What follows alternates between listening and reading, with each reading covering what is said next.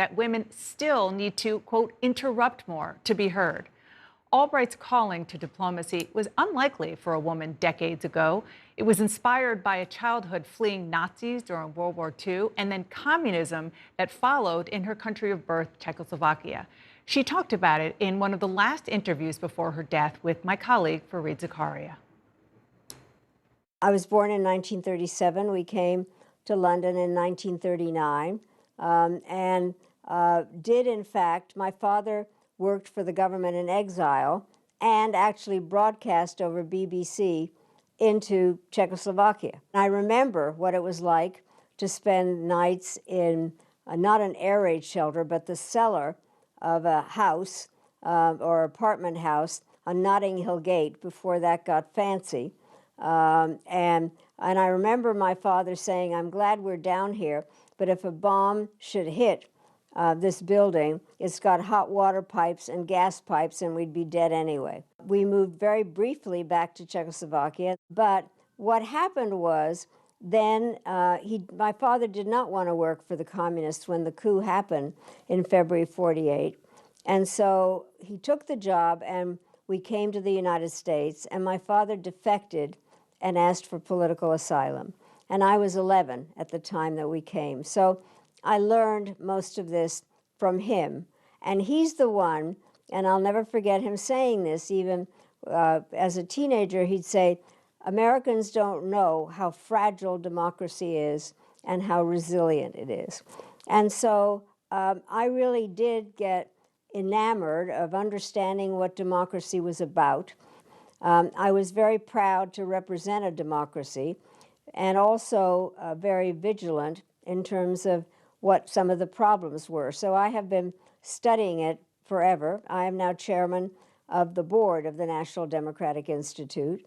I am very glad that President Biden has decided to do a summit for democracies in order to try to figure out what we can learn from each other, because I think it's that group that needs to exchange views about how things happen, why they happen, what we can do to help each other, because no democracy, even the United States one, is not in this by itself. So in a sense, Madeline, your life began defending democracy in Czechoslovakia, and toward the end of your life, you are still defending democracy. Definitely. And I think the thing that I've been saying an awful lot now is that what is important is that democracy has to deliver, that people want to vote and eat.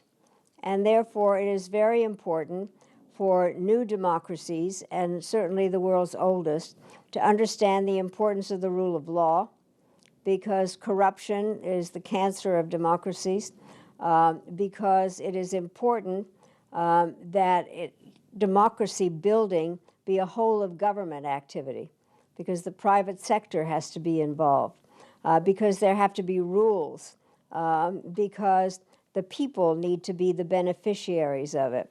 But it definitely has been my life's calling. There's no question about it. May her memory be a blessing. The news continues next.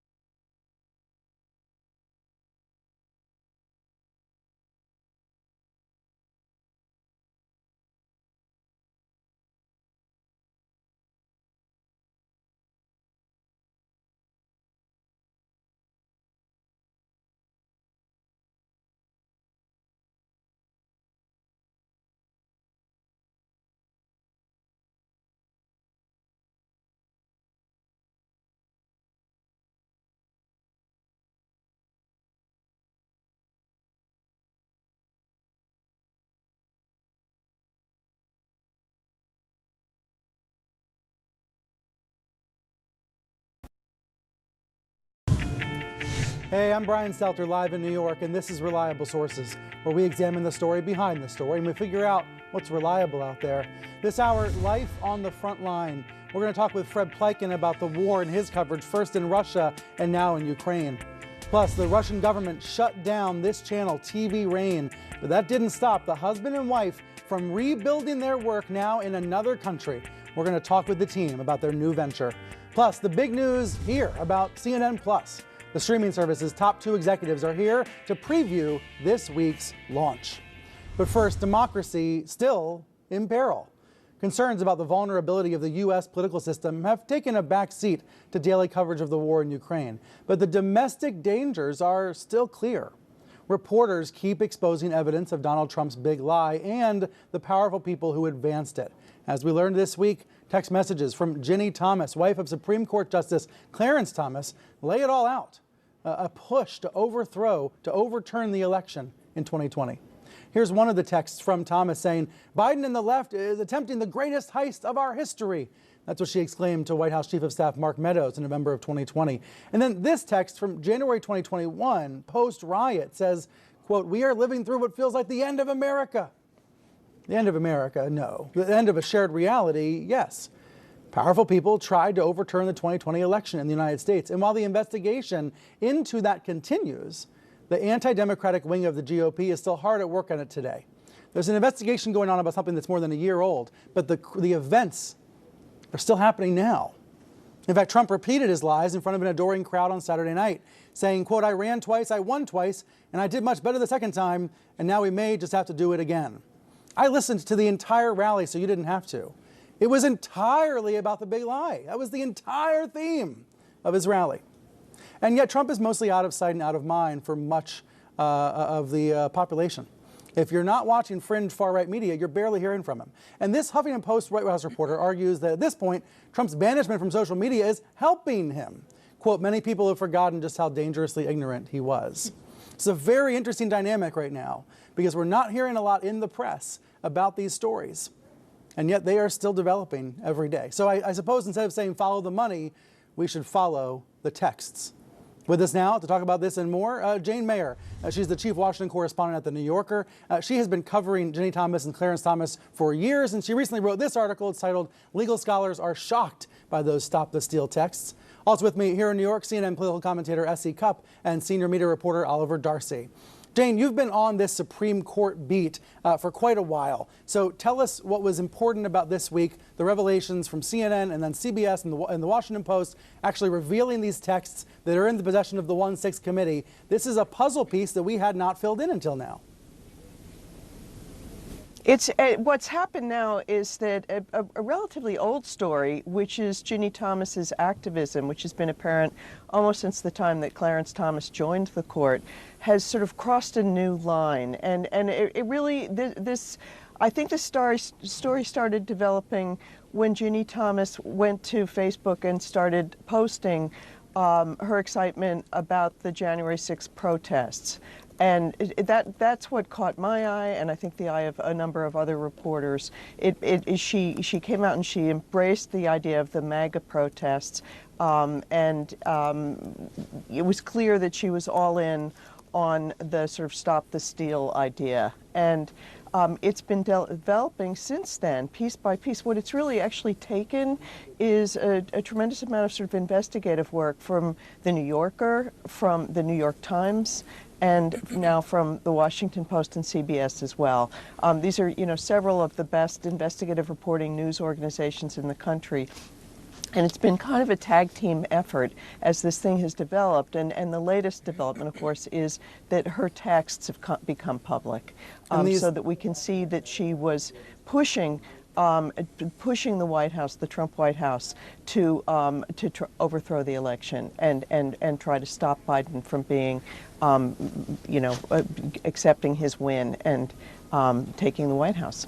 And these texts came out at the same time that Clarence Thomas was still in the hospital, and there was a lot of secrecy around his hospitalization. The Supreme Court barely released any information, and then finally, when he was able to head home on Friday, they announced that he was heading home. But there was a lot of secrecy, and we have a headline from The Hill that makes that clear. This secrecy about Clarence Thomas, there's secrecy about Ginny Thomas. I mean, isn't the theme here, Jane, secrecy?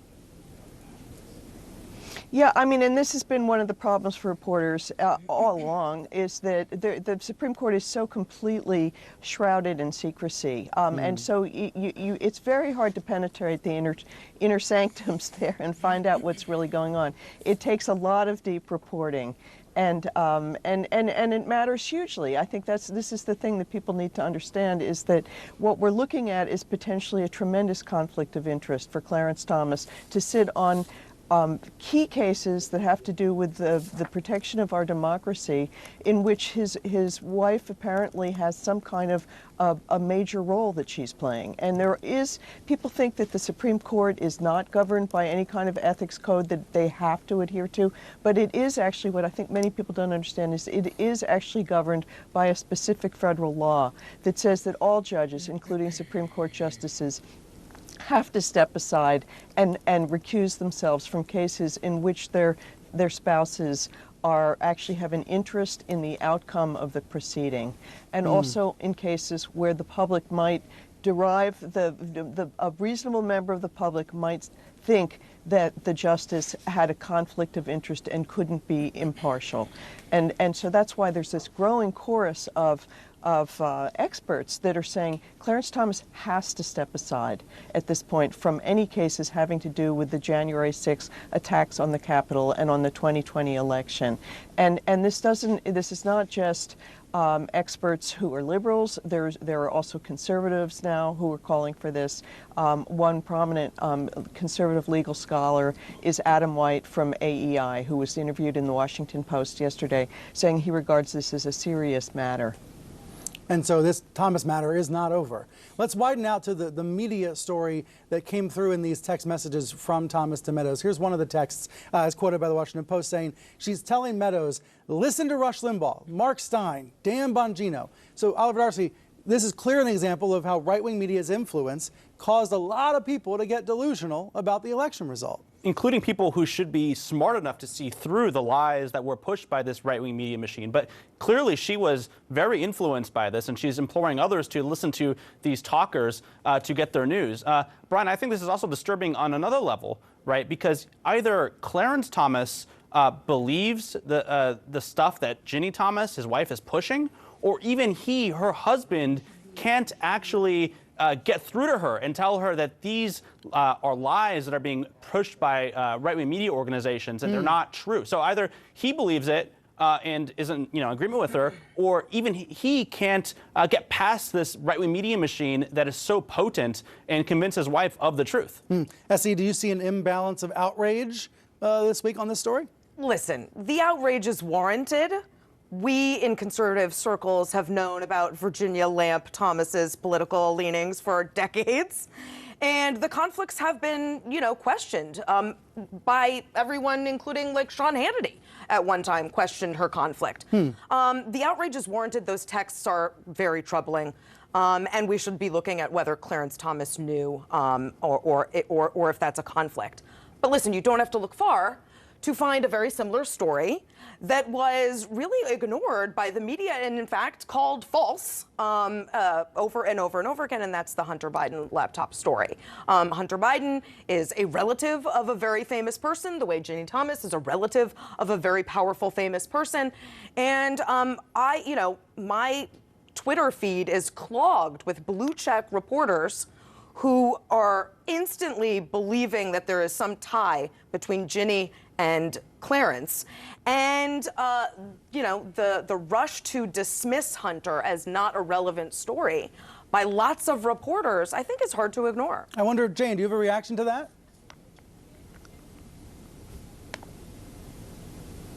Jane, you can ask hear me? us? Sorry, Yes. the sound is a little bad here. As an investigative reporter, do you look at the Hunter Biden story and say, there's a lot more to dig into here? That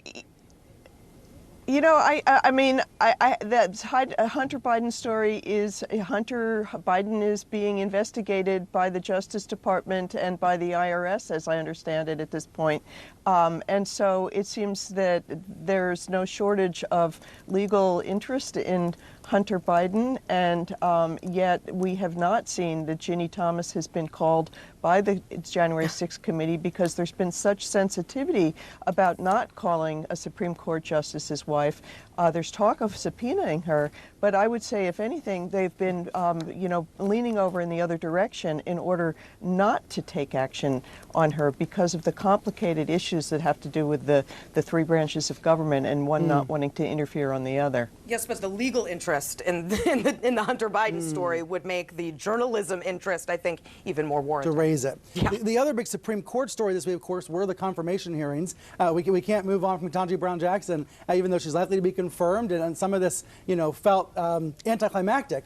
The news here, to me, Oliver, was watching these GOP senators come up with culture war arguments for the midterms, use them against Jackson, and then kind of felt to me like they were trying to get booked on Fox that night. Did it feel that way to you? Like, definitely. The hearing was like an audition to get on Hannity's show that night. Right. And if you want to understand what Republican politicians, what motivates them, why they say the things they do, I think you just need to pay attention to the media ecosystem in which they operate in. And that media ecosystem rewards culture war stuff and these viral moments inside these hearings. And so I think the goal, if you have someone like Ted Cruz or Josh Hawley, people with presidential ambitions perhaps, the goal is to say something that's going to get clipped on social media, go viral, and then get you invited on Sean Hannity's show to rally primary voters and to raise money. It's a very clear incentive structure here. I mean, yeah, Republicans in Congress and folks on Fox had nothing on her, so they had to go to the literal bottom of the barrel to drag the racism, the sexism, the child porn sympathy. I will say on that aspect, the smear that she is sympathetic to possessors of child pornography, as Jesse Waters put it, to me that sounds a little like actual malice. That sounds a little like slander, because I can't think of like a worse thing to accuse someone of. So that'll be interesting to watch, because that was low even for these folks. Interesting. And the banner here says the fan service model of political media. Have y'all heard of fan service? It's a Hollywood term. It's what a director of a movie does to make sure the fans are happy by adding in a happy scene with the characters, or having the two stars fall in love at the end. Like, it's fan service. And it feels to me like that's what these senators are doing. They are fan service. They're making sure that their fans are happy with their performance of these hearings, even though it really has nothing to do with getting her confirmed or not. Yeah, it doesn't seem like they're very interested actually in probing her legal qualifications for the Supreme Court. It seems like they're interested, like you said, on getting on Hannity's program later and by saying things that are going to rally the Republican Party base. Yeah, there is fan service on the left as well. This is not unique to the right. I think there's a lot of fan service happening in politics these days. And fan fiction, that's right. To the panel, thank you all very much. Oliver, please stick around. Up next here, we're going to go live to Ukraine. Fred Pleiken will share what his experience on both sides of the border in the past month. And later, Chris Wallace shedding light on his reasons for leaving Fox and launching a new show here for CNN+.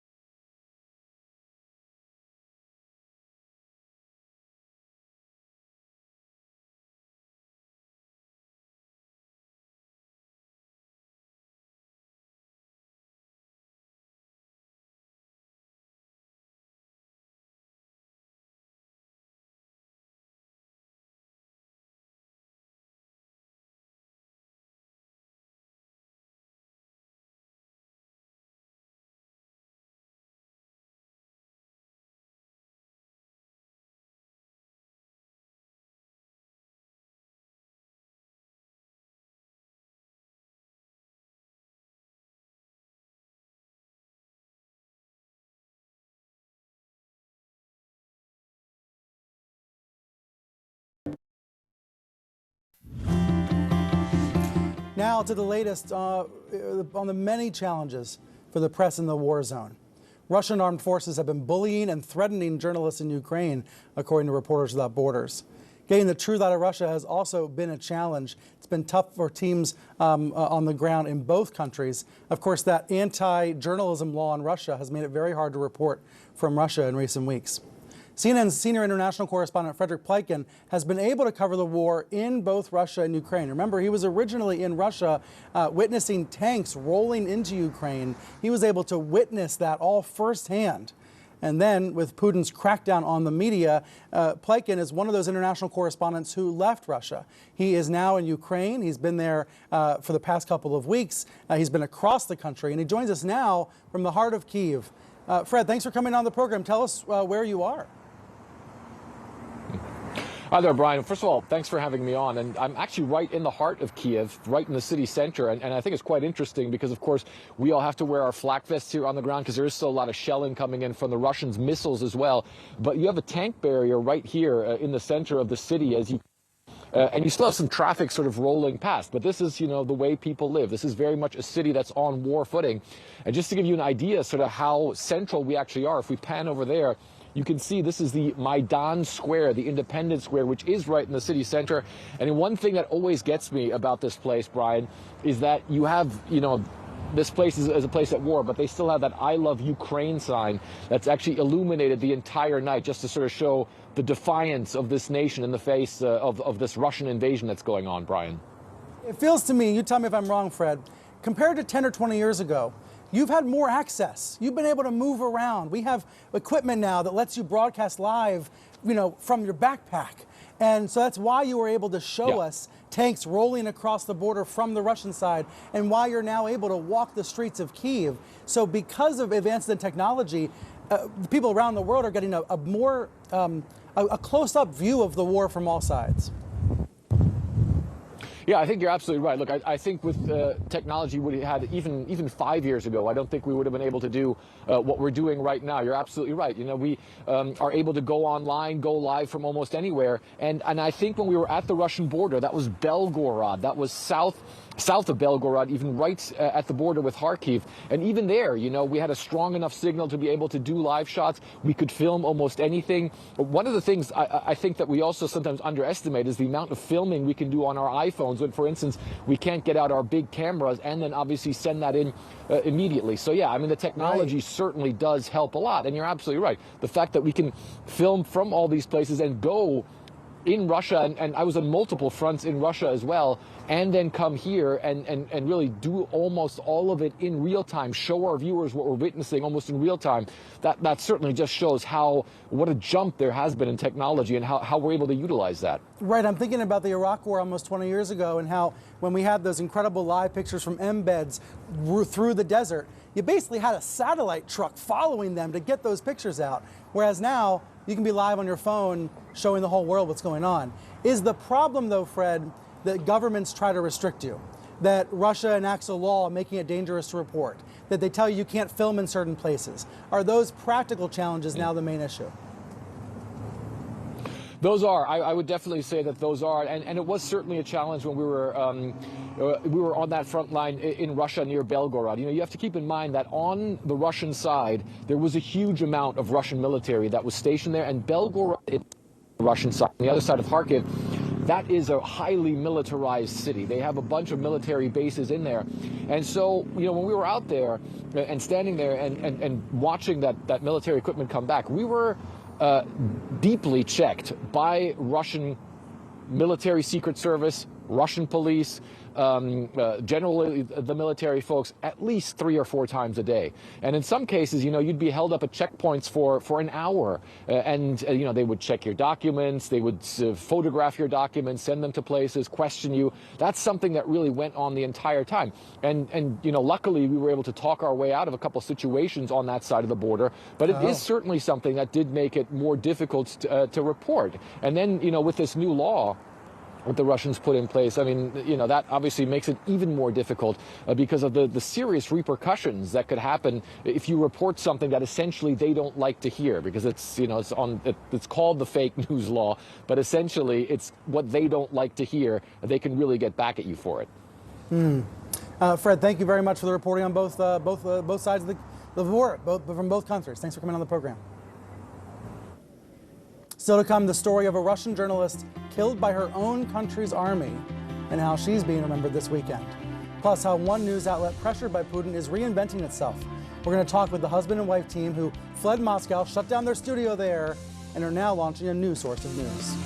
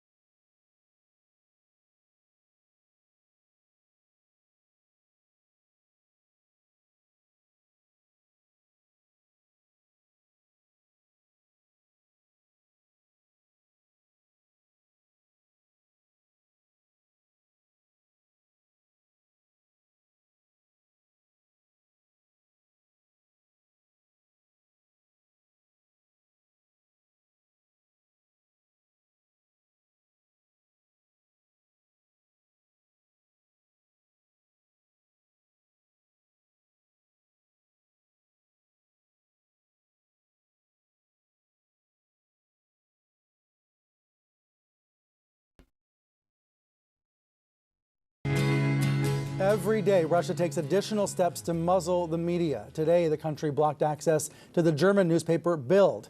Here's the editor-in-chief promoting its Telegram channel as a backup. That's what many reporters are doing. They're coming up with alternatives, responding to Russia's crackdown on independent media. The independent Russian channel TV Rain, for example, felt compelled to shut down operations in Moscow. You see there the studio was empty, the newsroom was empty, the signal was shut off. But the leaders of the channel are continuing to report the truth, this time from the neighboring country of Georgia. Joining me now to discuss all of this is the husband and wife duo behind TV Rain. Ekaterina Kotrikoza is the host and correspondent there, and Tihon D. Odka is the editor-in-chief of TV Rain. Thanks for both coming on the program. Ekaterina, you and I spoke a month ago when you were still in Moscow. You warned us something like this might happen, and you were right. So what's happened in the past month for you and your team? Well, the website of TV Rain was shut down. The new law in Russia was adopted, which actually bans journalists from working, from being professional journalists, and you are facing up to 15 years in prison if you call this war a war, if you are quoting President Zelensky or doing anything like that, if you're reporting the truth. So we did not have any choice. Right now, we are in Tbilisi, Georgia. First, we were in Istanbul, but now we are in Tbilisi, Georgia. And here we have launched after YouTube channel, mine and Tihon's. And also we are thinking and planning the reunion of TV Rain, maybe in a couple of months in Europe. So far, we are concentrated on our YouTube channel because it's, it's a really important thing. We are feeling the huge demand from the viewers, from the audience.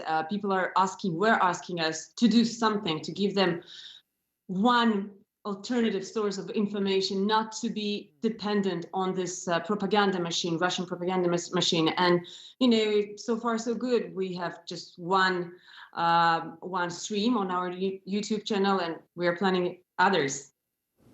Planning more. So do we know, Tihon, if folks in Russia can access your YouTube channel? Is it accessible or is it blocked? Yes, it's absolutely accessible. YouTube is not blocked yet in Russia. And on last Tuesday, when we had this first stream, it was pretty successful, and a lot of people from Russia watched this stream as well. And I hope that today they will watch our interview with Ukrainian President Vladimir Zelensky, which we recorded this morning, and it will be uploaded on our YouTube channel in a half an hour or so. So yes, of course, people in Russia are watching it, we know it. Is there more of a supply problem or a demand problem? You know the idea of supply and demand. Is it that it's hard to supply news into Russia, or is there a lack of demand from Russians to know what's going on in Ukraine? There is a huge demand, definitely, Brian. I mean, honestly saying, I was astonished by the amount of people who were texting us in direct messages on social media and also comments on our different accounts, asking us to launch something, to start saying the truth about what's going on. The demand is just enormous, and there were 25 million views per day when TV Rain was still alive, covering the war after the war has started. It means that there are a lot of Russians, millions, and it's really important to understand that it's not true when you are hearing the results of sociology in this dictatorship regime, saying that the most part of Russia supports this special operation, so-called special operation in Ukraine. This is not true, and we can see it and we can feel it. So that's why we're doing something that we know how to do professionally, and I hope that it's gonna give some sense of relief to people who were waiting for us. But Tihon, I could imagine there's a part of you that might just want to give up and go into another line of work. Is there ever a moment where you think about doing that? Not really, because I have a huge problem. That's the only thing I know how to do in my life. So I have somehow. Same here. I have somehow earned money to feed myself and my family. But no, I've never been thinking about giving up, because I understand that me and we and our team, we have a huge responsibility to our viewers who've been supporting us over 12 years of existence of TV Rain, supporting us with money, buying subscriptions and with donations, and supporting us with watching us. So a lot of people, millions of people, tens of dozens of millions of people in Russia are eager to get independent information, and I think it's our role to provide them with this kind of information. With this information, yeah. And Ekaterina, last question to you. The big headlines here in the United States today are about President Biden saying Putin cannot remain in power. And then, of course, how the White House tried to walk that back a bit or clarify what he said. How did that quote resonate with you and the folks you know who had to flee Russia in the past month, that Putin cannot remain in power? Well, he didn't say that Putin must go, like, the American presidents used to say about Bashar Assad, for example. It's different. Biden was saying that he cannot remain in power, in his opinion, because of what he was doing and he's doing in Ukraine. So if you watch, for example, propaganda videos on different Russian channels and social media, you will see that this is the true about Biden. He is trying to change the authorities and change the leader of Russian Federation. This is what he was planning from the very beginning. It doesn't sound like this to me, and doesn't sound like this to the people who are real journalists who are here in Georgia or in other countries who fled Russian Federation. It just means that after you become a criminal, it's impossible to go on in a normal world, in a normal life. Well, let's see what happens. Thank you both for what you're doing there and staying online. We'll have more on the war in Ukraine later this hour. Next, a turn to media business and this new CNN Plus service you've been hearing about. What is it exactly? Well, stream all about it next.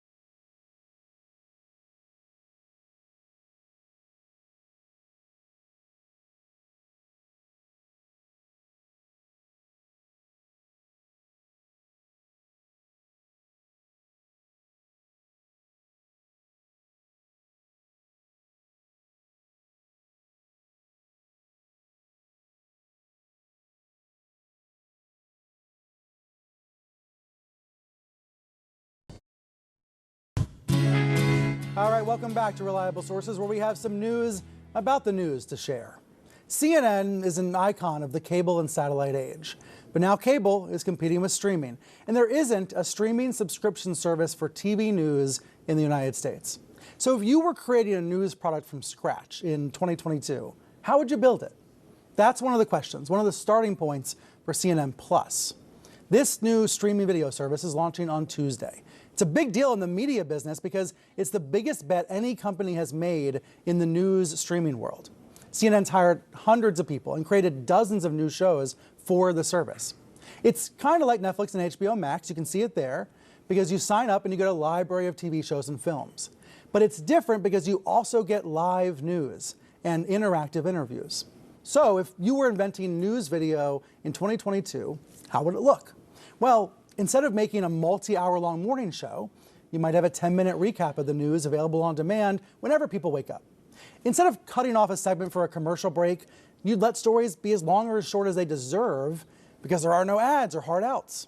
And you'd have time for anchors to share more, like Anderson Cooper having time to talk about parenting and Jake Tapper to interview authors without all the breaking news interruptions that you're used to on TV. So that's the idea for CNN Plus. It's not going to change this channel at all. CNN on TV is one of the most popular channels on all of cable in the US, and it's watched around the world on satellite. So we're going to keep doing what we do 24/7.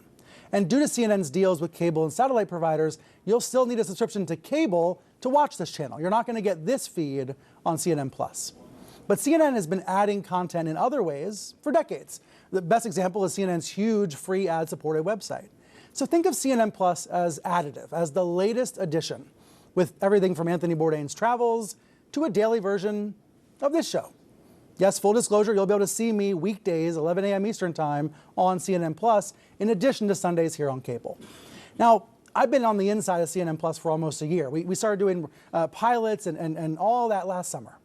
But I'll be honest, even I've had some questions along the way.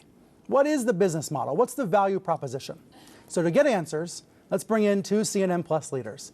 Andrew Morse is an executive vice president here. He's the company's chief digital officer and the head of CNN Plus. And Alex McCallum is the general manager of CNN Plus and head of product for CNN. So welcome to you both. This thing launches in a couple of days, and you have time to be here with me.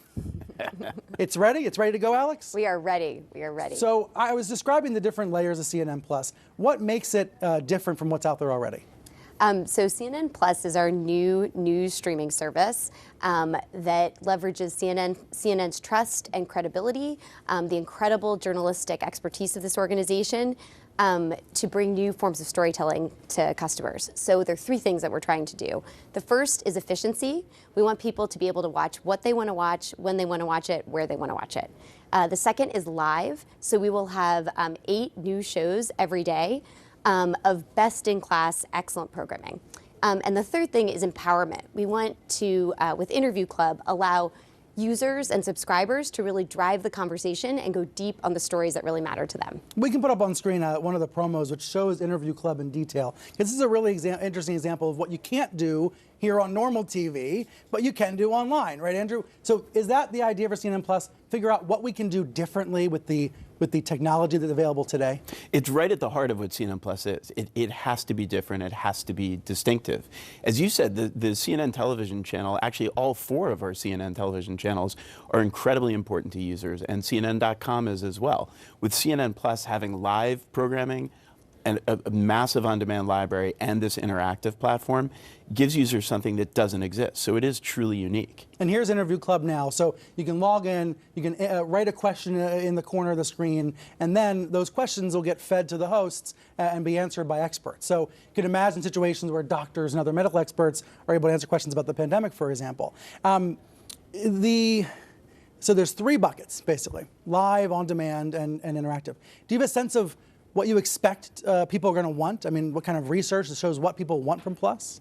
Sure. I mean, we've spent a lot of time in it, and at its heart is great journalism, world-class journalism. And I think that's really important, right? The 3 red and white letters of CNN that have defined this brand for 42 years, that will be at the heart of CNN Plus. So you'll see our reporters around the world, whether it's in Ukraine, whether it's in Washington, whether it's across the country.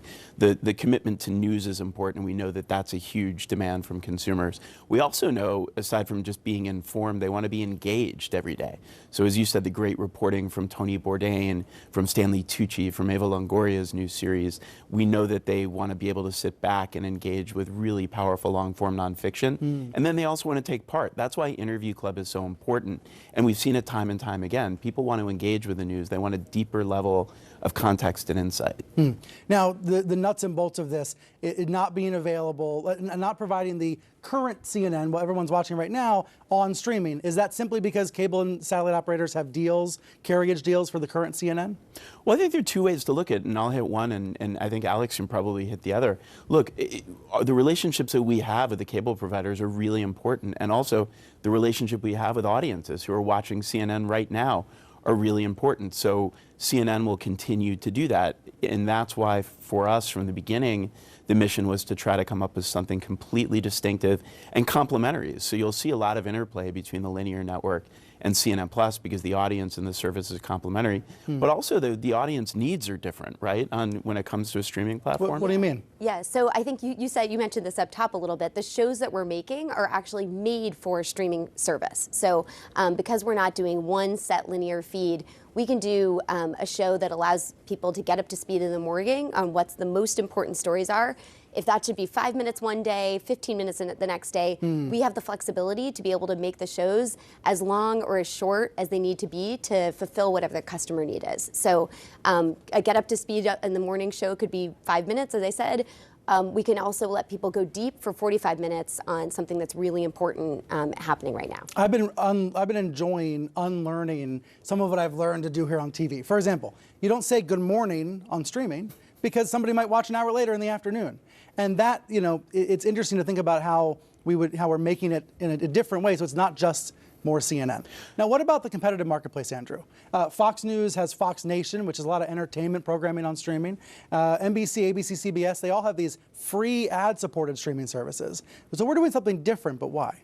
Well, we see a really unique opportunity for us because of what CNN is. So let's start there.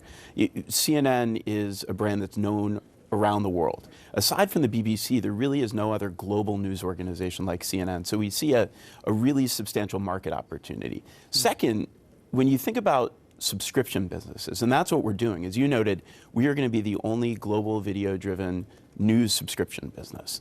And the reason why that's important is I would say look at the New York Times. Everybody's so eager to kind of point to other streaming services, and really what we're trying to do is something different. The New York Times has transformed itself from a newspaper company into a modern digital company, and they've been rewarded by Wall Street for their really fast subscription growth. Yeah. If we look at the assets CNN has, global reporting resources, expertise in video, world-class talent and anchors, we see a different opportunity. If we had the resources and the brand of some of our broadcast news competitors, we probably would have taken a different path.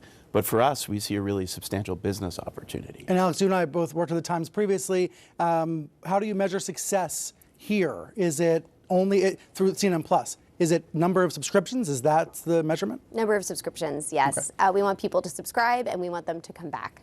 And how much is it going to cost? $5.99. But we have an offer for the first 4 weeks. So Tuesday, you can get 50% off, just available for the first 4 weeks, and is 50% off for life. So $3 for as long as I stay a member? Yes. Well, 50% off for as long as you stay a member. Interesting. Okay. So that is Tuesday and for the first month. And where do people go to see this? CNNplus.com. Okay. That's easy. Andrew, Alex, thank you both. Good to see you. Thank you. Thanks for having me. So 12:01 a.m. Eastern time on Tuesday. That's when CNN Plus goes live. As she said, sign up at cnnplus.com for that. And I'll see you on Plus weekdays, 11 a.m. Eastern time, same time as Sundays, here for Reliable Sources Daily. Up next, CNN Plus star Chris Wallace breaking his silence about Fox News and his new show here. All right, I think we got everything.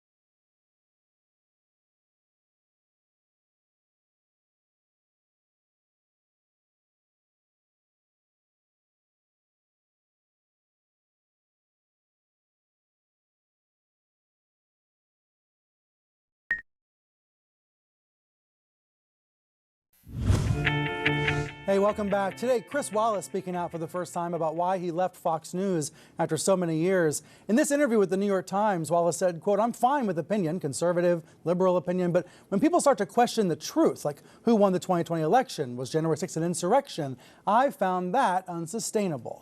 Oliver Darcy back here with me now. Oliver, Wallace is far from the only Fox figure to feel that way, but he's probably the highest profile one to say it. Definitely. We've seen Jonah Goldberg and Steve Hayes. They also departed Fox over some of the incendiary rhetoric around January 6th. But yeah, Chris Wallace is the highest profile person to come out and really go after Fox. And, you know, he says it was unsustainable and that he spent much of 2021 looking for another place to go. And so it looking seems for CNN, a new job. Yeah, CNN is now that solution. Right. So he's going to have a show called Who's Talking to Chris Wallace, an interview show that starts on Tuesday. Here's another quote from the interview in the New York Times. He says, "There has not been a moment where I have second-guessed myself about the decision to leave Fox." So he doesn't have any regrets, any hesitation about doing the right thing. I think what's so striking is that Wallace is saying something a lot of our sources at Fox have said, which is that the place really changed after Election Day 2020. That yes, it was already conservative, but it went into a rabbit hole area that was hard to recover from. Yeah, as he says, there's a difference between opinion and then questioning reality. And what we've seen from Fox is this questioning of reality, this willingness to lie on behalf of the former president. And I think for Wallace, at least what he's saying is that was when he realized he could no longer be associated with that network. With the network. Oliver, thanks so much. Read our newsletter at reliablesources.com. And after the break, back to the war. Why people in both Ukraine and Russia are mourning the loss of this brave journalist.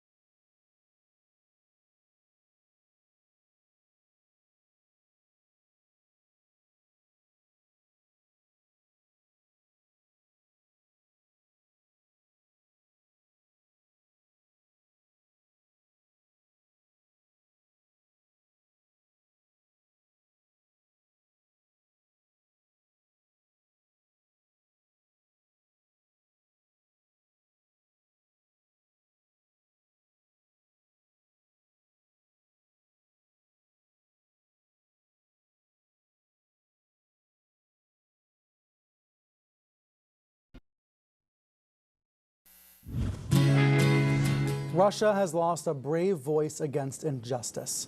That voice belonged to Russian journalist Oksana Bolina. She is at least the 5th journalist to be killed in Ukraine this month, and she was killed by her own army's shelling, according to witnesses. Despite having little conflict experience, Bolina, quote, needed to be there on the ground and bear witness, her friend said. She needed to bear witness to the atrocities being committed by Russia. The former fashion editor turned Russian dissident was working for a media outlet called The Insider, filing pieces on the reality of the conflict. She was doing what many journalists commit their lives to doing. She was reporting the reality of war before, sadly, becoming part of the story. Working for The Insider, Bolina was a producer before The Insider. She was a producer for the Anti-Corruption Foundation. That's the group founded by Russian opposition leader Alexei Navalny. Now that group is remembering her as a courageous and honest journalist. Her friends are honoring her fearlessness, quote, an amazingly brave Russian journalist. Here's a tweet from one of her former colleagues saying she was someone with a phenomenal sense of moral clarity. She also previously worked at Coda. They posted a tribute talking about how Bolina dedicated her life's work to fighting against political oppression. Her passion for the truth is what drove her to Ukraine to cover the war, and her journalistic integrity kept her there to uncover what was going on, the reality that so many Russians are in denial about. So she will be remembered, along with the others that were killed in Ukraine this month, for doing everything possible to speak loudly and not let journalism be silenced. We'll see you back here this time next week for more Reliable Sources.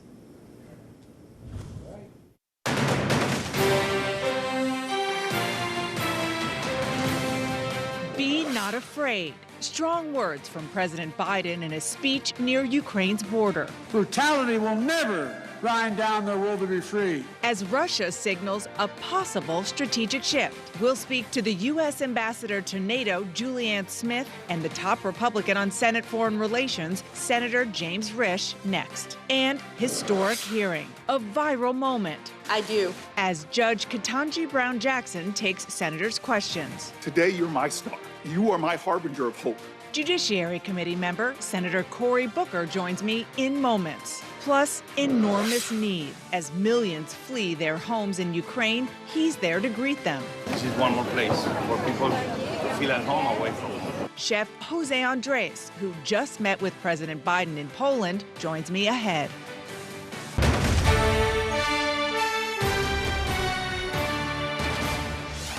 Hello, I'm Dana Bash in Washington, where the State of our Union is wondering if President Biden meant what he said.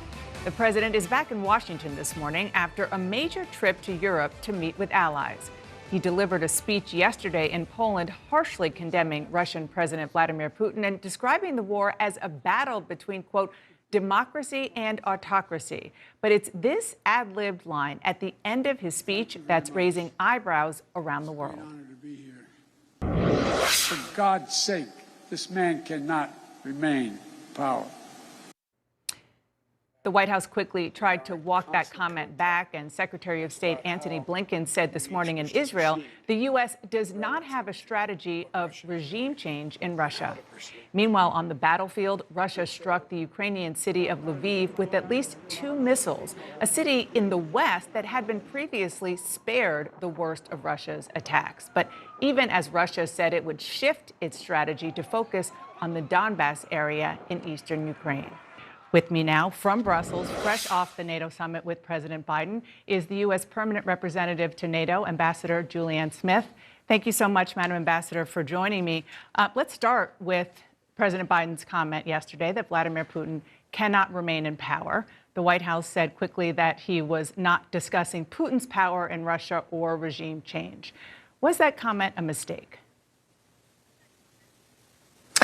Well, look, the president had spent the day visiting with Ukrainian refugees. He went to the National Stadium in Warsaw and literally met with hundreds of Ukrainians. He heard their heroic stories as they were fleeing Ukraine in the wake of Russia's brutal war in Ukraine. In the moment, I think that was a principled human reaction to the stories that he had heard that day. But no, as you've heard from Secretary Blinken and others, the U.S. does not have a policy of regime change in Russia. Full stop. Having said what you said, listening to the president, he sounded pretty unambiguous. This man cannot remain in power. Are you concerned that by walking back the president's comments, you and other administration officials may be undermining him on the world stage at a really critical moment? I think we all feel great about how the last couple of days have gone. It was important to get the president here to Europe. He had several important meetings in Brussels with NATO leaders, with the G7, with the European Union. It was important for him also to go to Poland. He visited a city very close to the border with Ukraine. He was able to join a meeting with both the Ukrainian foreign minister and the Ukrainian defense minister. And then he was able to sit down with President Duda and talk about what Poland is doing in this moment, literally taking millions of refugees into their country. So this week has been remarkable. It's been historic. I thought the speech was completely pitch perfect.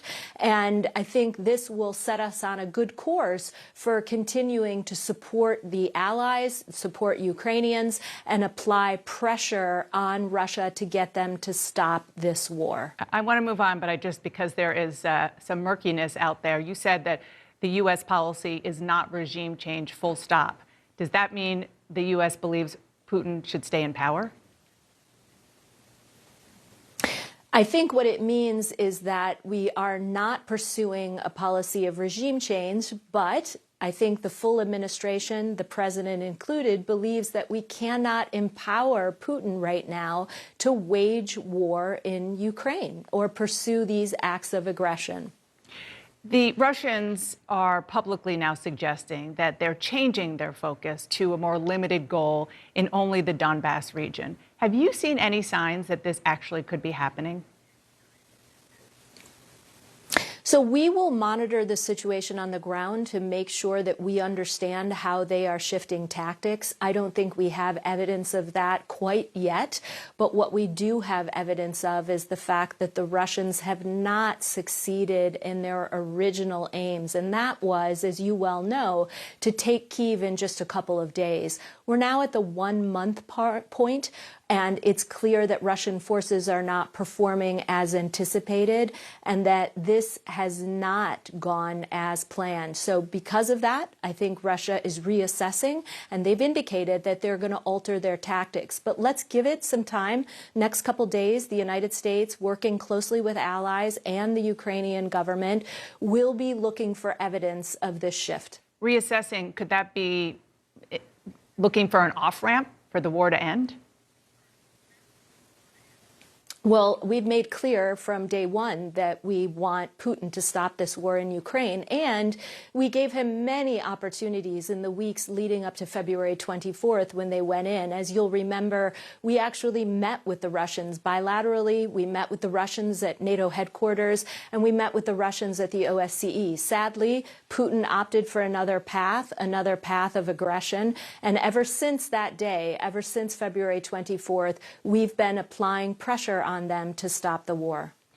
President Biden, as you well know, was with you in Brussels this week at an emergency NATO summit. I want you to listen to what a top advisor to President Zelensky said, speaking about that summit. We're very disappointed, if I'm honest. We would expect more bravery, expected some bold decisions. The alliance is taking decisions as if they're no war. He went on to say that NATO's response was, quote, appeasement. As the U.S. ambassador to NATO, what's your response?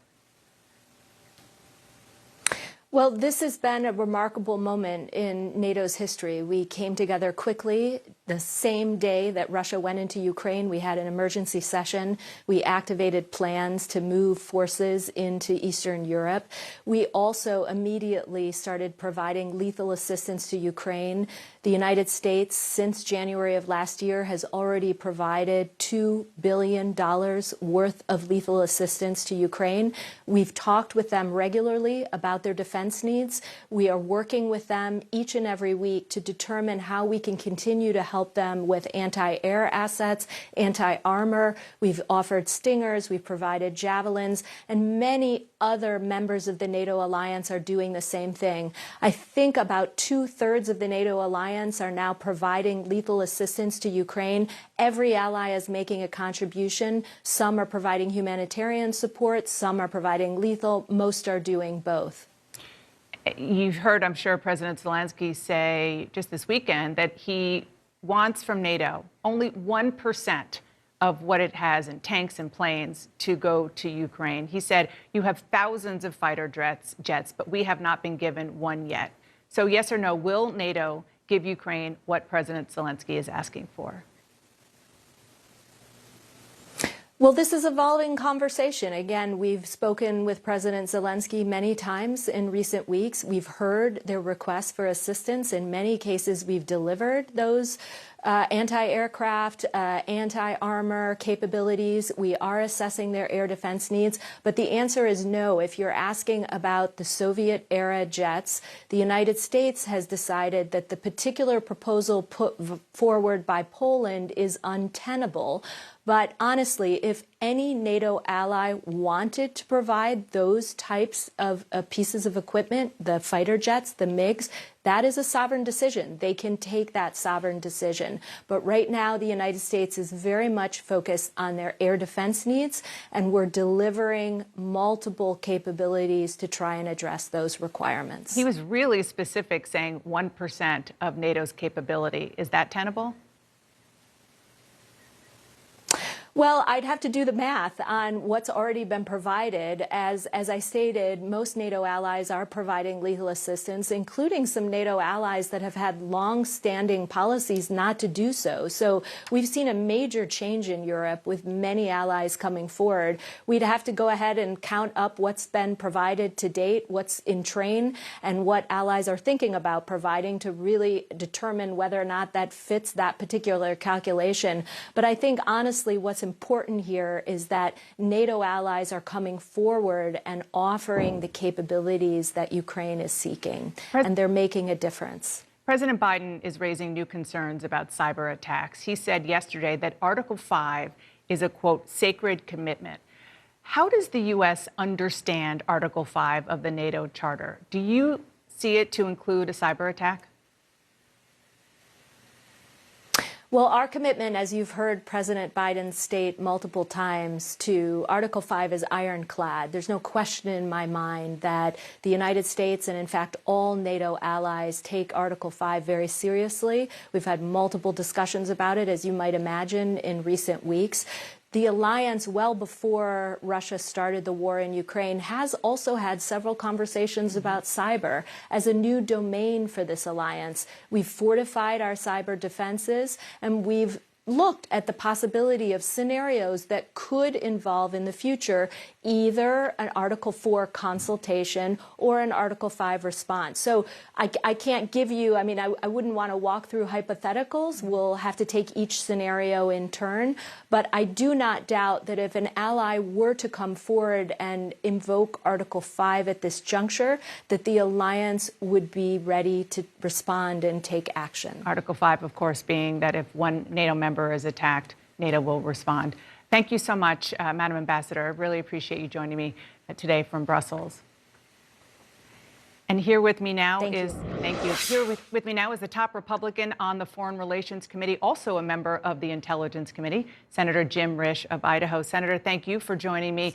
So let's talk about President Biden's unified front that he said, and the ambassador said, was presented with NATO allies. He pledged for more help to Ukraine. The U.S. unveiled a new plan with the EU to move Europe away from Russian oil and gas. So was the president's trip to NATO a success? You know, Dan, I really think he did need to be there and help manage the relationship. Look, we're fortunate to have a good ambassador there that you just had on, Ambassador Smith. Her predecessor, Kay Bailey Hutchison, did a good job. That's a complex relationship when you're dealing with 30 countries and trying to bring them all together. It was important that the president go there. He gave a good speech at the end But as you've pointed out already, there was a horrendous gaffe right at the end of it. I wish he would stay on script. Whoever wrote that speech did a good job for him.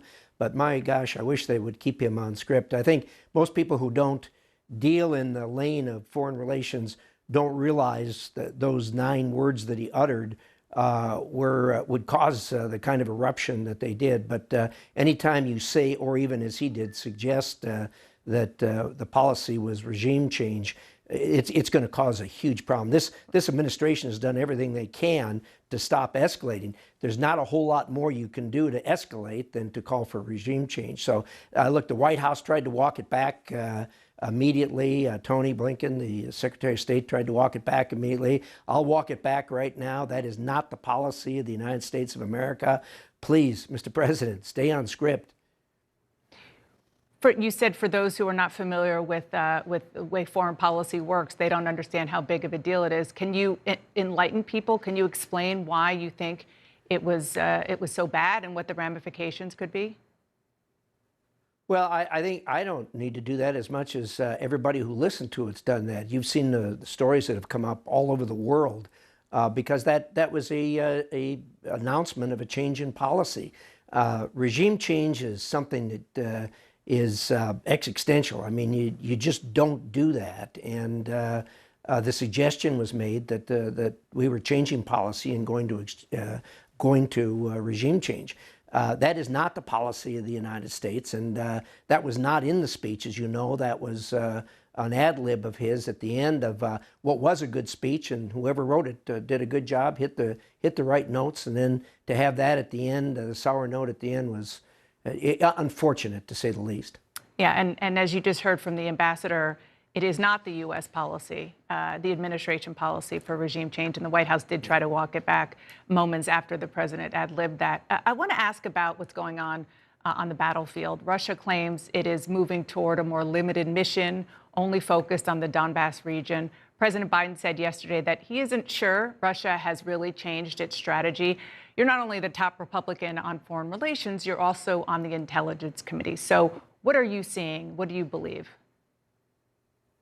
Well, I think the jury's out on that. You can't believe anything they say, so I don't put any stock in the fact that they're announcing that they're changing policy. But look, they're losing this war. And if anybody who's involved in operating it obviously needs to change direction, or the whole thing's going to fall out from underneath them. So I'm not surprised to hear them say they're going to do something different. You can just keep pounding, trying to pound a square peg in a round hole, and it doesn't work. And that's what they've been trying to do day after day. It's not working, and things are getting more dire for at home in Russia. So I'm not surprised to see them announcing something, and I won't be surprised to see them try something differently. Look, how resolute the Ukrainian people have been is just awesome. I mean, it's awe-inspiring. They're doing what our patriots did in 1776. They're fighting not only for their future, for their kids, for their grandkids. They're trying to pass a gift off to the next generations of the Ukrainians that is invaluable. So they're committed to it. The Russians have found out how committed they are to it, and it has been incredibly costly for the Russians at this point. President Biden said this week that the decision about whether to cede Donbass to Russia is up to Ukraine. But he said, I don't believe that they're going to have to do that. Ukraine, as I'm sure you've seen, they rejected the idea so far. But is that something that should be considered to end the war, give up that region on the eastern front of Ukraine to Russia, if that would be something that Russia would accept? Look, there's been upheaval there for 8 years, as you know. There's been a civil war, essentially, in the two regions that make up the Donbass. That's not for us to decide. That's for President Zelensky and his fellow Ukrainians to decide what they have to do to make peace and what they have to do to regulate their country. They've got two problems there, of course. They got the Donbass, and they also have the Crimea.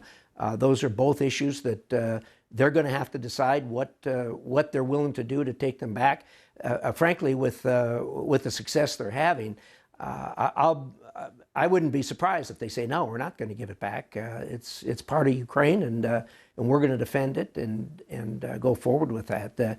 I don't know what the Russians will do, but if they do fall back there, they'll have a better time defending that particular area. But those are decisions to be made by them on the ground there. President Biden did not rule out a military response to a chemical weapon attack in Ukraine. He said we'd make that decision at the time. How do you think the U.S. and NATO, of course, should respond if Russia does use chemical weapons? Well, look, there's 4 game changers here that could happen. Number one, if the Russians tried to trespass on 1 square inch of NATO ground, obviously chemical weapons, biological weapons, or nuclear weapons, all 4 of those would be game changers. I think that if Russia does that, there's going to be some very difficult decisions that are going to have to be made by the NATO alliance, by the 30 countries that make up NATO. Look, we're civilized human beings living in the 21st century. There was a horrendous mistake made in Syria when chemical weapons were used after the red line had been laid down, and then really nothing happened. There was no response to it. Something's going to have to be done, and it's going to have to be very significant. One would hope, one would pray that the Russians would not make what would be a catastrophic mistake. Senator, we're almost out of time, but I want to ask you, we talked on this show 2 months ago. You were on with the Democratic Senator Bob Menendez, and you were both optimistic that Congress could pass a bipartisan bill to impose sanctions. You didn't, and of course the administration has since imposed a lot of sanctions on its own. Is there something more that you want Congress to do? Yeah, well, I would like to see, as both Bob and I talked about at that time, we'd like to see more sanctions. From my standpoint, I'd like to see secondary sanctions on every bank in Russia. I think that with what's going on there, we really can't be too tough on sanctions. We just really need to bring the hammer down. So I'd like to see more. The administration, of course, they have control of Congress, and they've been very active in persuading their party not to pass sanctions. They want to do it themselves through the administration. I get that. Every administration wants to be in full control. Obviously, I think Congress plays a role in this. I'd like to see some language passed through Congress. We've struggled with it. We've made a good faith effort, but came very close, but didn't quite get it done. Look, they're putting their sanctions on. The sanctions really have surprised us as far as how effective they've been. Right. And I'd encourage them to keep up, heading down that road. Senator Jim Risch joining me from his home state of Idaho, top Republican on the Foreign Relations Committee. I appreciate your time this morning, sir. Thank you, Dana. Good to be with you. Thank you. And as millions of refugees flee their homes, he's greeting them with home-cooked food. Chef Jose Andres will join me from Ukraine later this hour. And next, his emotional remarks brought Judge Ketanji Brown Jackson to tears this week. Senator Cory Booker is up next.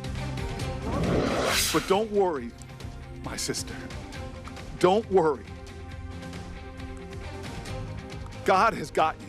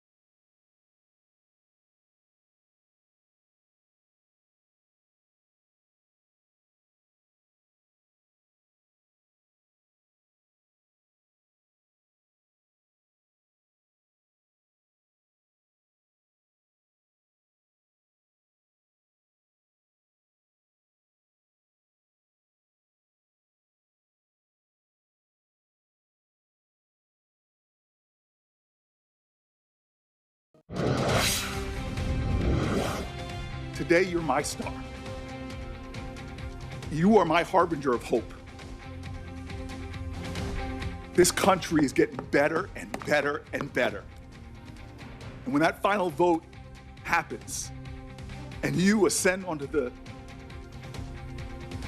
highest court in the land, I'm gonna rejoice. Senator Cory Booker speaking for a lot of supporters of Judge Ketanji Brown Jackson during her confirmation hearing this week. Judge Jackson will become the first Black woman to sit on the court if she is confirmed. Senator Booker is here with me now. Senator Booker, you just heard, our viewers just heard that very emotional speech, at least part of it, during the hearing. You are the only Black senator on the Judiciary Committee. You're one of only 3 out of 100 in the U.S. Senate. So I want to know, just on a human level, what was going through your mind at that moment when you sat there and you saw tears streaming down the judge's face?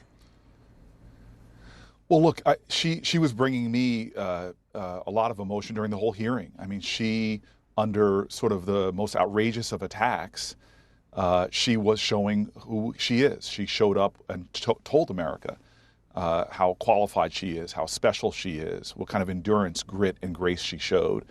And so by the time it got to me after 3 Republicans in a row who were really over the top, the energy in that room, I just wanted to reaffirm the truth of the matter that I think most Americans know, which is how special this person is, and bring our attention back to how incredibly special this moment is in America. 115 justices have served on the Supreme Court. 108 of them have been white men, despite the fact that for generations we have seen qualified people from all kind of diverse backgrounds who had really no chance.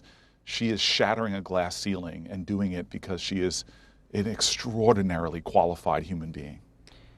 Senator Mitch McConnell, the Republican leader, announced this week that he will vote no on Judge Jackson's confirmation. He said that she should have weighed in on expanding the size of the Supreme Court, given more details on her judicial philosophy and more of a rationale for some sentencing decisions. What's your response?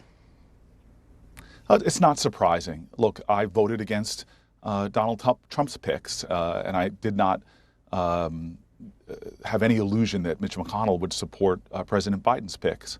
But the thing to say about the judge is she has already passed through the United States Senate 3 times, confirmed 2 times overwhelmingly in a bipartisan manner, including no objection from Mitch McConnell. So will she get any Republican support now? My hope, Dana, is that she will. She got that Republican support when she ascended to the Circuit Court of the United States in D.C., which is considered by many the second most powerful position. So I'm hopeful. She's been endorsed by people on both sides of the aisle. She has an extraordinarily high rating from the not only the American Bar Association, but frankly from law enforcement groups. So I'm hoping she'll get some Republican support. I want you to listen to what your fellow Judiciary Committee member, Senator Marsha Blackburn, asked Judge Jackson this week. Can you provide a definition for the word woman? Can I provide a definition? Mm-hmm. No. The fact that you can't give me a straight answer about something as fundamental as what a woman is underscores the dangers of the kind of progressive education that we are hearing about. What was your reaction when you saw that moment? I think there were a lot of moments like that were deflating to me and disappointing to me.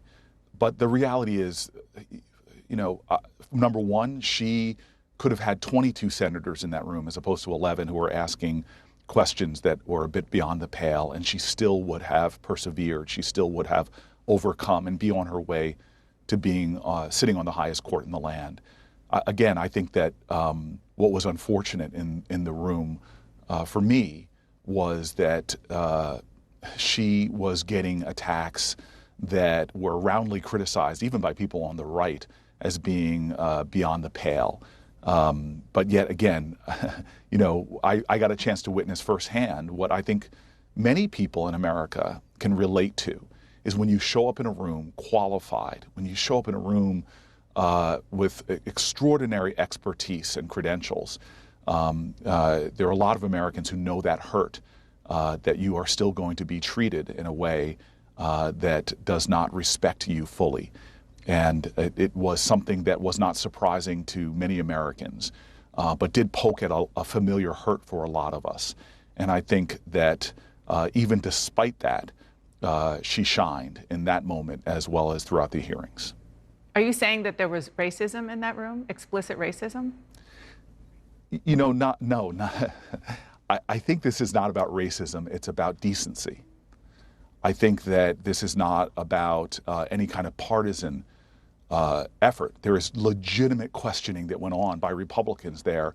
But to me, it's just about the kind of way we're going to treat folk. And I think it's the kind of thing that a lot of folks, women of all races, have had to endure often when they get into a room that they're qualified to be in, but are yet questioned in ways that are disappointing. Senator, I want to dig in on a bit of substance. There was, as you said, a lot of criticism of Senator Blackburn's question. That said, you know that issues of gender have come before the court before. They're likely going to come again, including transgender rights. So again, putting aside the way that question was asked, should judicial nominees be more explicit on issues of gender that will undoubtedly come before them in a rapidly changing society? You know, again, we have seen now, at least I have, I've sat in that seat for 2 other confirmation hearings and watched very closely in the Senate when Gorsuch came through, that nominees do not want to answer questions on matters that might come before them. And that has been respected by senators on both sides of the aisle when a president of their party has nominated folks.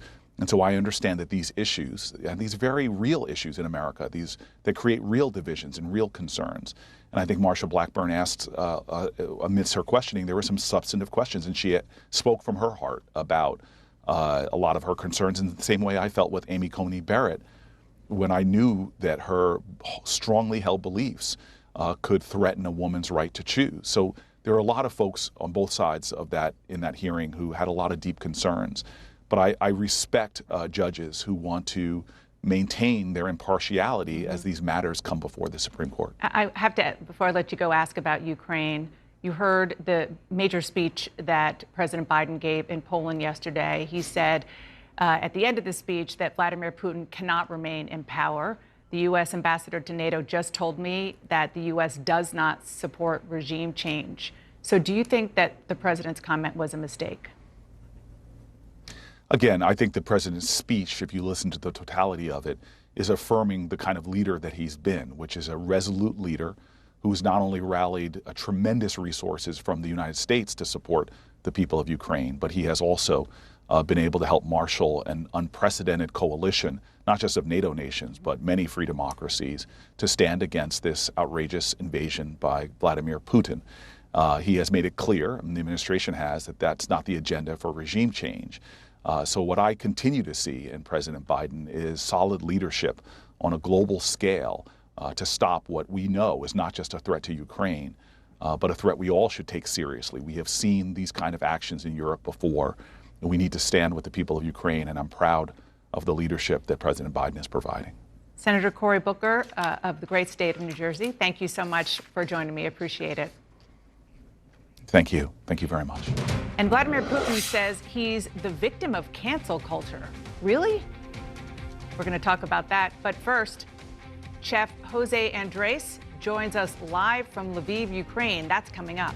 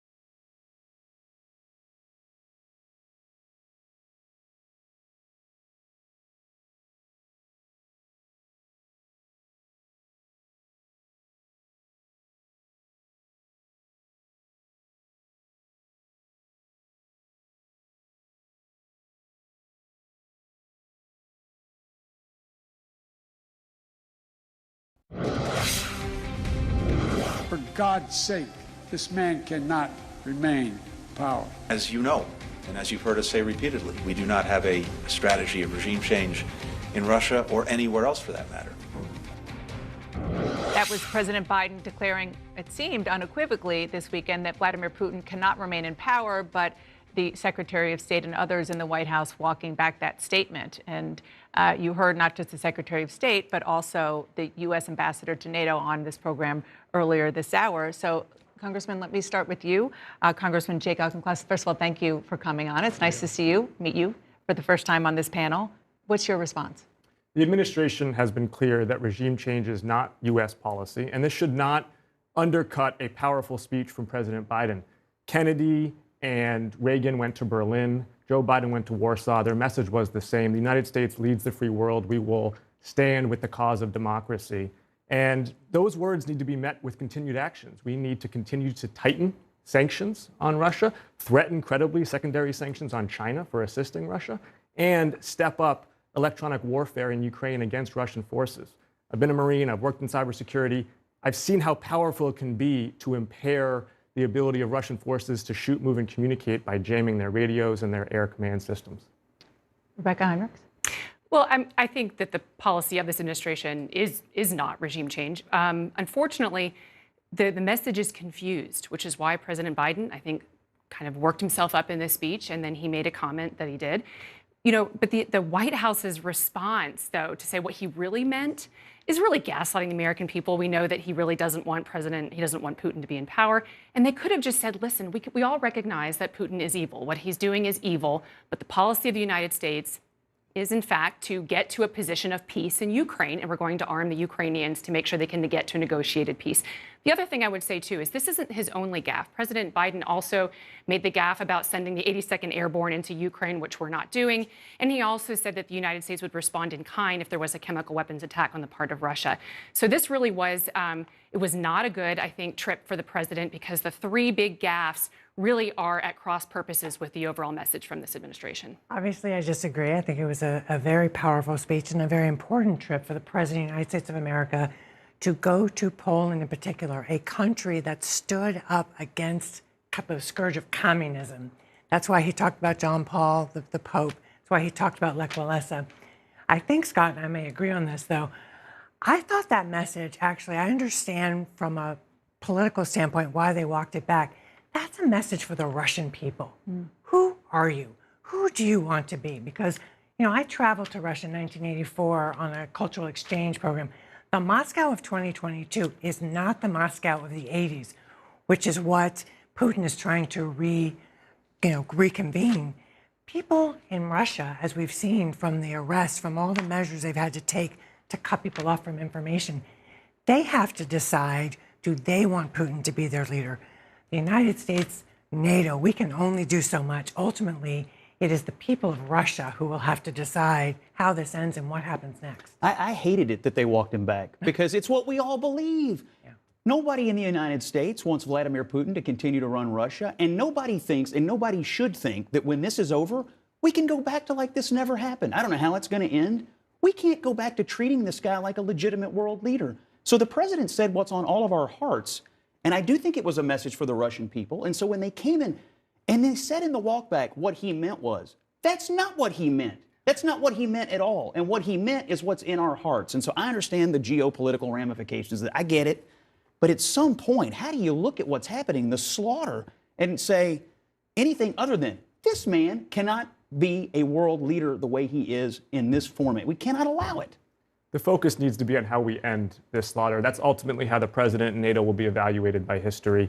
And the needle to thread here is some kind of Article 4.5.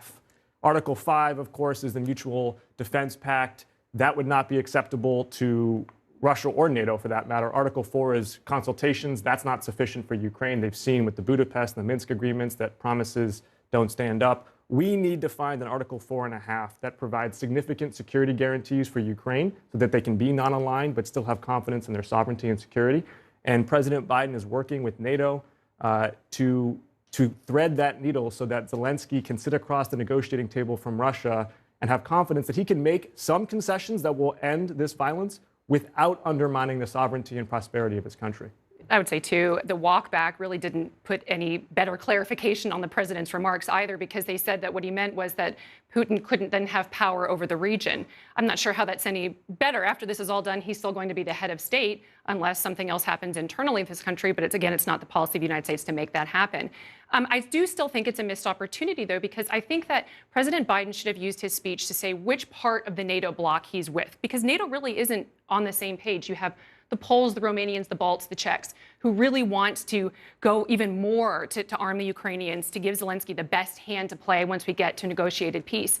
But instead, President Biden really kind of had this vapid transatlantic unity type remark without picking a hard side. I think he should have done that to unite the bloc, to get us to a policy that's more fruitful. But that's part of leadership. Part of leadership is you push, you try to create the political space for others to come with you. Remember that for this president, you've got to get the American people there. You've got to get Congress there. Congress has done quite a bit. And you've got to get the NATO allies there and the rest of the world who is watching how we handle this. So I think he's been very adept at trying to create the political space to maneuver within the confines that Congress has given him. The Ukrainians need two things. They need us to help them win. Managing their decline is not what they need. They need us to help them win. They need more. But also, they need us to inspire the Russian people to put this guy where he belongs. And so when the White House staff walks back the commander-in-chief of the United States, it degrades Joe Biden's ability to inspire that population. So I wish they would have thought twice about that, because I really think it hurt him. Well, Karen, as a former Democratic staffer, somebody who's worked at senior positions on campaigns and in policy settings, what did you make of that, the walk back? Well, it had the feeling of, it was a beautiful speech. He made the comment. When you hear it, you knew that was not the message of the speech. And so you could almost see the staffers sort of getting ready to go walk it back. But I have to say, with Scott, I agree. I would not have, I understand the geopolitics. I might have tried to say it a little differently. I might have tried to say, of course, he's not talking about regime change, but we are saying to the Russian people, you have to take control here. You have a role to play here. But having been in that position, I think they felt like the most immediate need was to make sure our allies were comfortable. Let's switch gears for a minute to President Putin. And I want to play something that he said this past week that was odd. I'll just leave it there, and then we'll talk about it. Children's book writer J.K. Rowling was recently cancelled because she, the author of books that spread far and wide in hundreds of millions of copies, did not please the fans of the so-called gender freedoms. Today, they are trying to cancel a whole 1,000-year-old country, our people. I am talking about the increasing discrimination of everything related to Russia, about this trend which is unfolding in a number of Western states. Okay, obviously on its face, the idea of the Russian president saying that he's a victim of cancel culture is ridiculous. We should note that J.K. Rowling responded saying, in a tweet saying, critiques of Western cancel culture are possibly not best made by those currently slaughtering civilians for the crime of resistance or who jail and poison their critics, hashtag I stand with Ukraine. But aside from the kind of ridiculousness of that, since everybody's trying to figure out what Putin is thinking and what he's doing, what does that kind of comment tell you about where he is? You're hearing a deranged mind under pressure. It should not be understated how damaging U.S. sanctions, global sanctions, have been on the Russian economy. The ruble has cratered in large measure because of the central bank sanctions put together by the United States. And the Russian economy has taken a bigger hit in this 1 month than the U.S. economy ever took in any given year of the Great Depression. There is panic on the streets of Russia. And while he is an autocrat, he is subject to public opinion in Russia. And he is under significant pressure right now and is looking for an off-ramp. We need to work with Ukraine and indeed with China to provide that off-ramp for him. Rebecca, 25 seconds left. No, I think Vladimir Putin is most guilty of canceling Russia, if anybody is. I mean, he's the one who has really set his country back. This is going to be a strategic loss, I think, for Russia in the end. I think some of this, this idiotic kind of Russophobia kind of coming out, canceling Tolstoy and Dostoevsky and Russian ballet dancers, of course, is wrong and misplaced. But he does not represent the beauty of Russian culture. And so, again, I agree that his comments should not be taken seriously. He's trying to align himself with the people in the United States who are whining about cancel culture all the time. Don't fall for it. Okay. So nice way to end it. Thank you so much, all of you. Great discussion.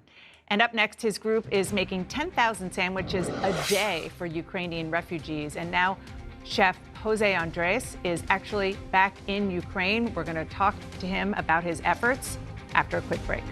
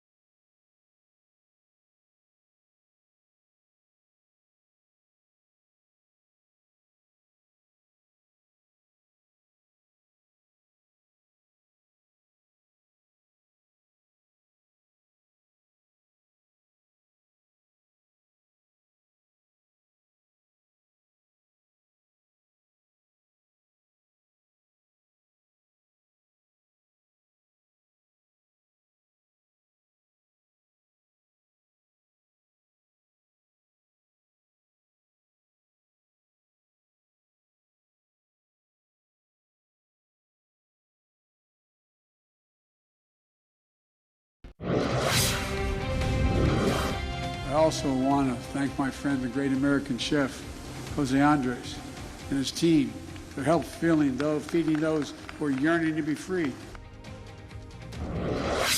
That was President Biden yesterday thanking Chef Jose Andres for the incredible work he has been doing to help feed millions of Ukrainians fleeing their homes through his organization, World Central Kitchen. And now actually try to address things in Ukraine. And he is in Ukraine. He's back in Lviv, and he joins me now, as you can see. So nice to see you, Jose. You did just meet with the president on the ground in Poland. What did you talk about, and what was your message to him? Well, my message to him was that the Ukrainian people need all the help we can give them. They are defending their country, they are fighting for democracy, they are fighting for freedom, and the least America and the rest of the free world we can do for them is to be next to them. That was my very simple and direct message. Now, your organization, and you tell me the exact current numbers, because I know you're feeding millions of people, but I believe it's 3.5 million meals so far in Ukraine. Tell us about the people you're seeing and you're feeding on the ground. Well, we already overpassed 4 million. We are doing around 280, 290,000 meals a day, distributed around over 1,000 distribution points in 6 countries. Inside Ukraine, we are in 21 cities. Obviously, Lviv has become our headquarters inside Ukraine, but we are delivering food every day to places like Odessa, Kiev, and other places. How we do that so fast and so quickly? I think everybody is obviously talking about the men and women defending Ukraine, but there are other people fighting the war in other ways. It's what I call the food fighters. We see restaurants, we see food people in many of these cities doing what they can to feed women, children, elderly, that very often are in bunkers trying to escape from the bombing that arrives without nobody even telling them. That's the heroes that I see in Ukraine. And what you see is everybody doing whatever they can to provide comfort and relief to fellow Ukrainians, not only inside Ukraine, but in the first moment I arrived, I saw Poland. I was able to tell the president and the prime minister of Poland that the Polish people, within hours, they were in every border crossing, waiting with baby food, formula, hot soup. The temperatures were freezing. Women and children were walking across the border, and they were being welcomed, at least with a message of, we care, we're going to take care of you. You are not going to be alone in this dark hour. You tweeted about your team watching a Lviv orchestra performance when they were interrupted by an air raid siren in the middle of their performance. It was really striking to see that attempt at normalcy, something healing like music in the middle of a war zone. How are people there trying to keep up a sense of hope? Obviously, Lviv is hundreds of kilometers from the real front lines where men and women are dying, defending their country. But now Lviv, if you will walk with me today, Sunday, or even in the place I am now, it's a place called Fest, it's a restaurant. It's families here enjoying lunch, enjoying dinner, children playing. If you walk, you go to the churches are full. The cafes are people on the sidewalks having coffee.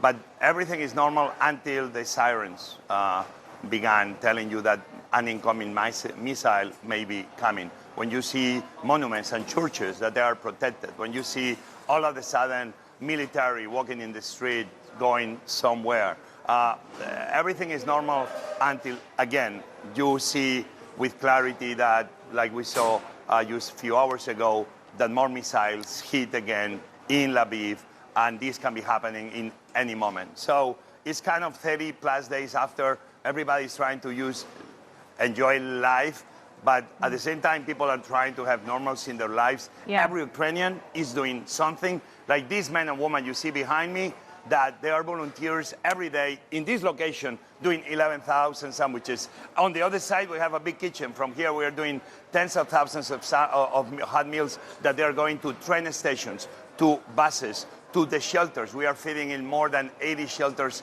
in Lviv alone, because Lviv is becoming that place that the mothers don't want to leave Ukraine. Why? Because very often they tell you, Dana, that they don't want to be far away from their loved ones because their men or their daughters are fighting in the front lines. They want to be near them. Well, it's understandable as a mother, and anybody who has a family I can understand that. Jose Andres, thank you so much. Thank you to the volunteers behind you and all across Ukraine and at the borders for all of the volunteer work that you're doing. Really, really heartwarming to hear your stories as well. Thank you for spending your Sunday with us. The news continues next.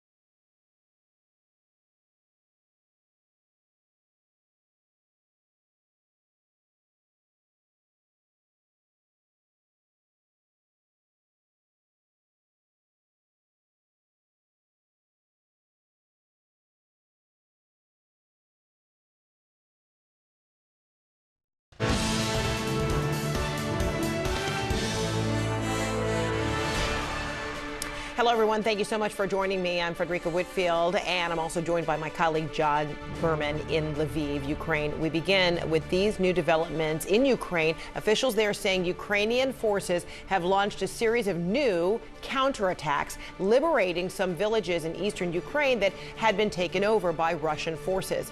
This as Russia carries out new assaults into western Ukraine, which has largely been spared from the bombing so far. Emergency crews now finally putting out the flames at a fuel depot in Lviv hit by a Russian airstrike. And Russia's Ministry of Defense confirming the attacks on Lviv, all that we saw yesterday, and it comes as even more Ukrainians flee the carnage. On Saturday alone, more than 5,200 escaping through humanitarian corridors, most of them from the besieged city of Mariupol. The UN says more than 3.8 million refugees have now fled to other countries. And President Joe Biden now back in the United States after sending shockwaves at the end of his whirlwind European trip, saying Russia's Vladimir Putin cannot remain in power. The White House quickly clarifying those remarks, those 9 ad-libbed words. We'll have a live report in just a moment. But first, let's go to Ukraine. John Berman anchoring our coverage from Lviv. And it was about 24 hours ago when we were talking to you. We heard the thumps and then saw smoke billowing behind you. Now we understand the fire has been put out. But tell me what today is like 24 hours later. Yeah, what a difference a day makes, right? It was right behind me. You could see the smoke billowing behind me from where those missile strikes took place on the fuel storage depot.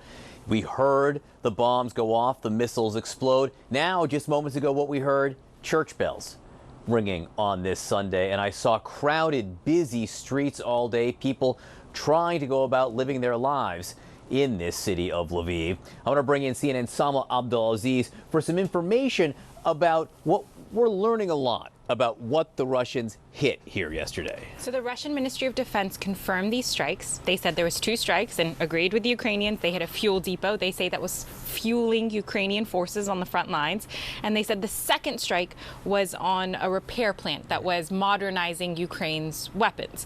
But I think this starts to show the shift in Russian tactics, right? We're a month into the war. They have yet to make any really big gains. They don't have air superiority. So what they're using is very long-range precision missiles to target fuel supplies, to target supply routes, to try to limit the access Ukrainian forces have to what they need to fight on the front lines.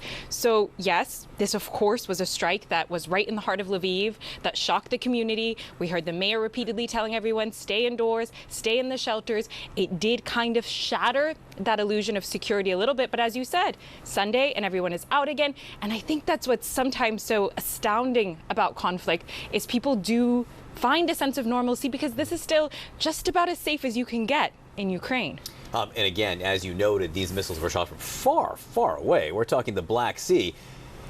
It reveals the situation for the Russian military in this country now, particularly as the Ukrainians continue to try to find these pockets where they can engage in counteroffensives. Right, so we have this counteroffensive that is starting to claw back some territory, make some small gains, particularly in the east of the country. Ukrainian forces saying they've been able to take back 2 villages. In Kyiv, the fighting has been fierce in the suburbs around that area. There's a counteroffensive right now in Kharkiv, the second largest city as well. But again, these are small gains. And at the same time, we heard from Russia, the top general there saying they've now entered the second phase of the operation. They're going to focus on the east, but somehow we also had strikes all the way in the west yesterday.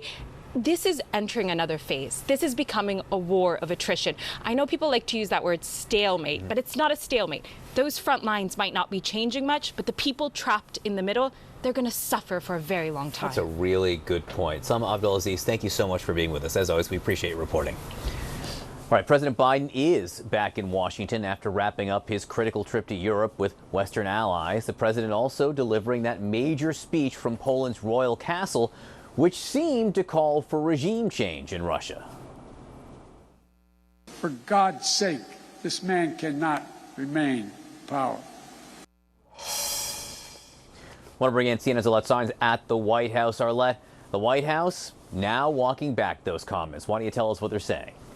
Yeah, John, this was a very carefully crafted speech that the White House had hoped would really lay out the stakes of the battle in Ukraine. But it was just with 9 words that President Biden went completely off script, suggesting he wanted to see regime change in Russia. Now, in the past 24 hours since those remarks, top administration officials have really scrambled to try to clean up what the president said. Secretary of State Antony Blinken in the early hours this morning said that what Biden meant was simply that Putin should not be able to exercise control or power over his neighbors or the region, and that the U.S. is not pursuing or interested in regime change in Russia. But still, it drew a very quick rebuke from Russia, with the spokesperson for the Kremlin saying that ultimately that is not a decision for Biden to make, but one for the Russian people to make. And here in the U.S., there has also been some criticism of the president for those remarks. Take a listen to Senator Jim Risch. He is the ranking member on the Senate Foreign Relations Committee.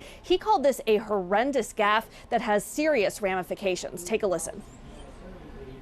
Anytime you say, or even as he did, suggest that the policy was regime change, it's going to cause a huge problem. This administration has done everything they can to stop escalating. There's not a whole lot more you can do to escalate than to call for regime change.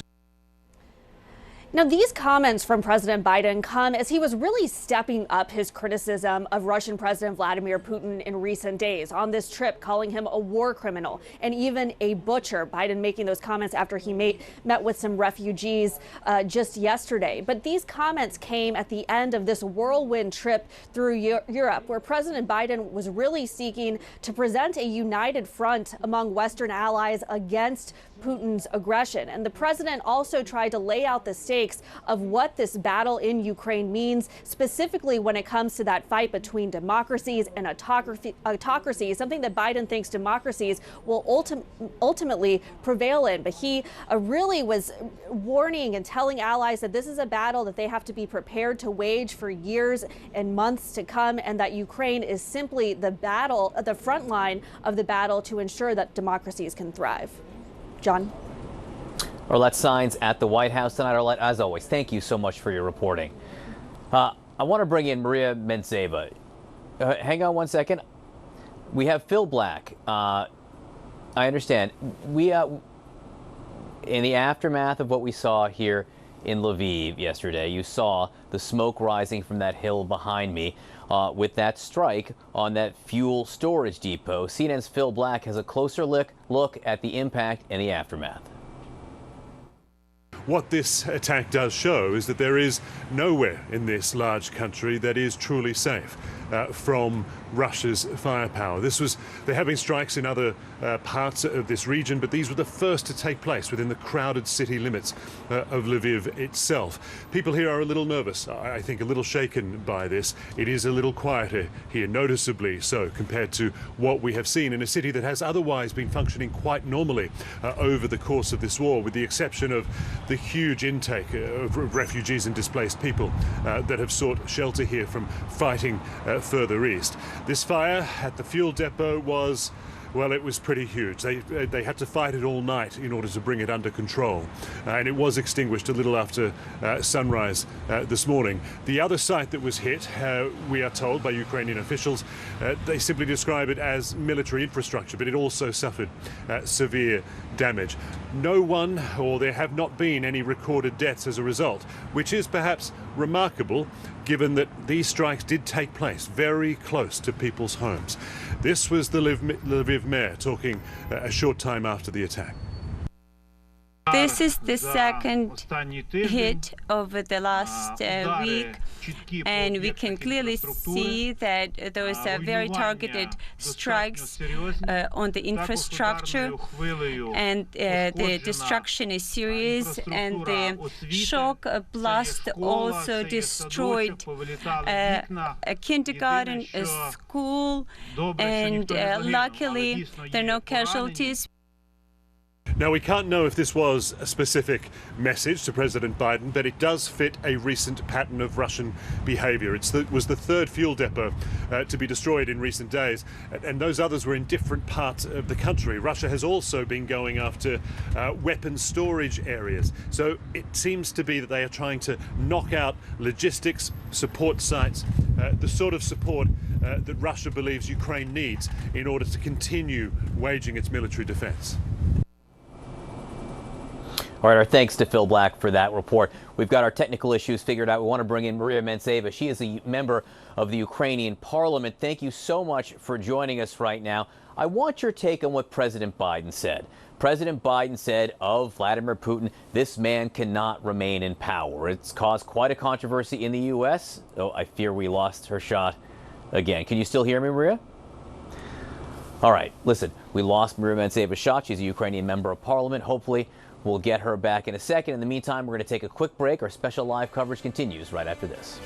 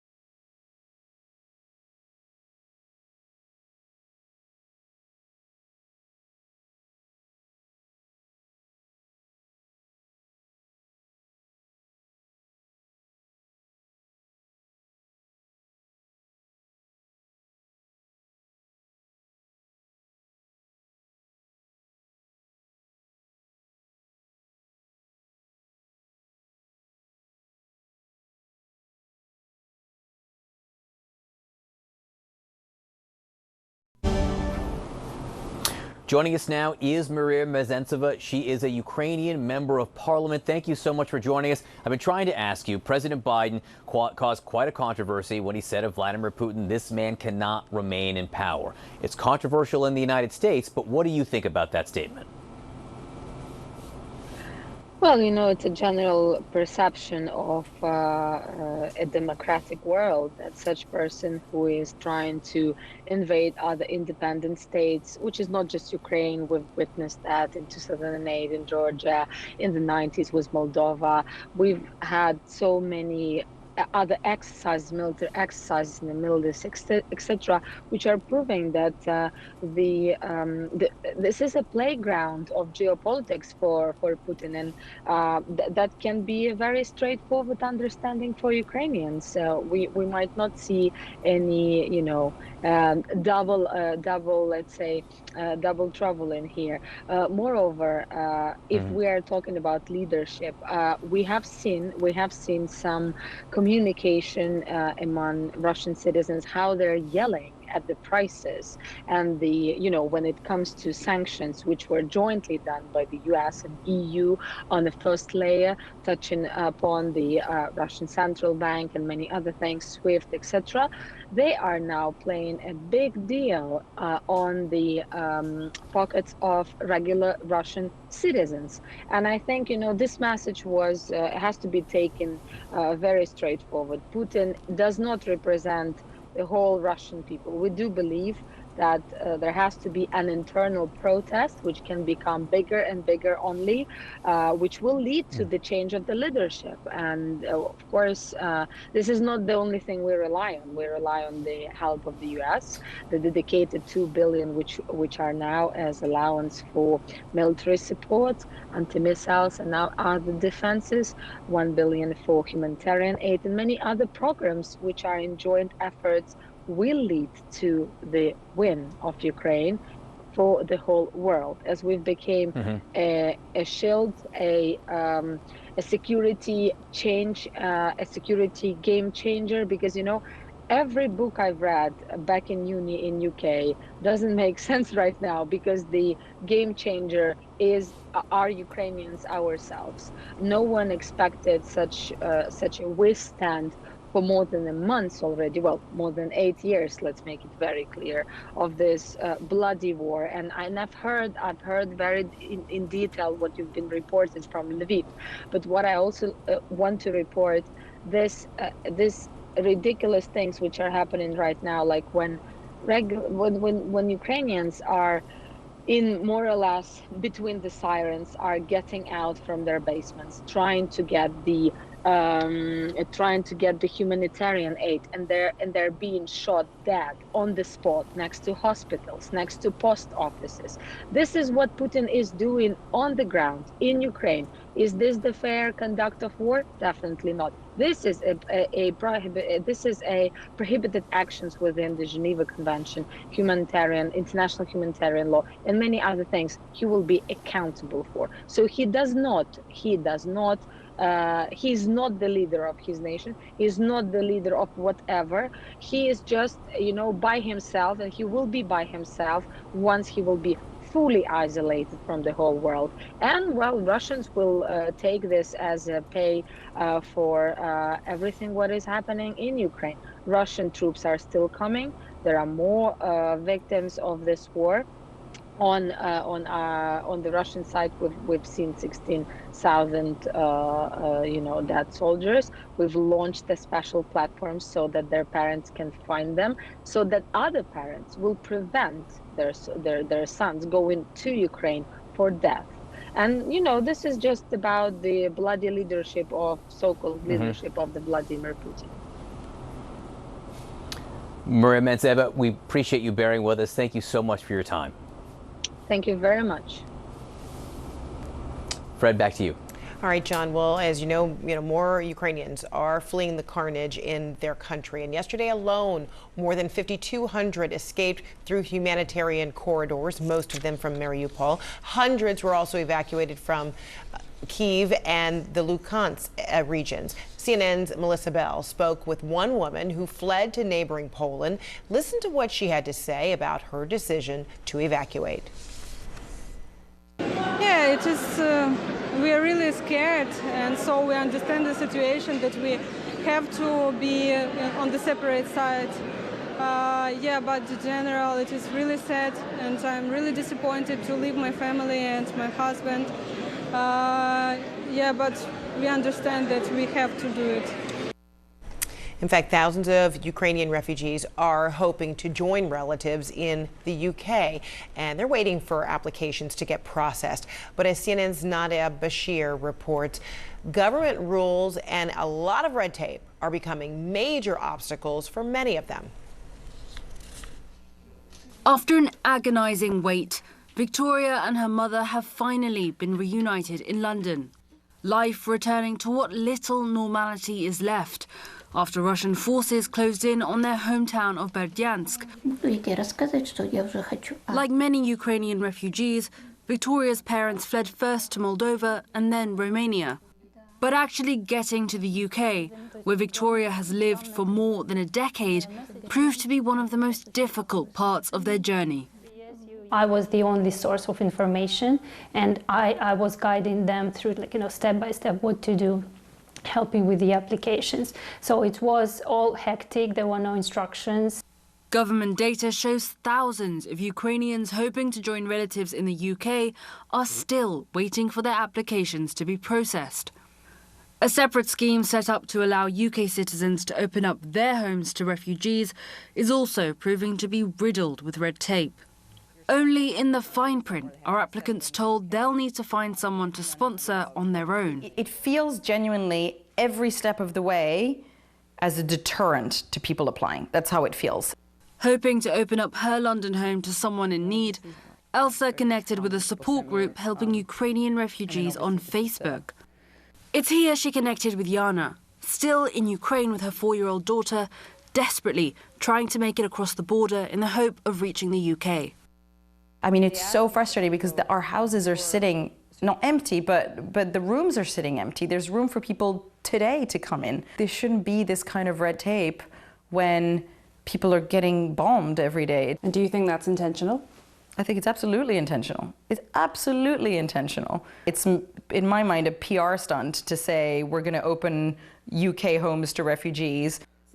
The two are perfect strangers, but they've been required to share sensitive personal documents with one another as part of the application process.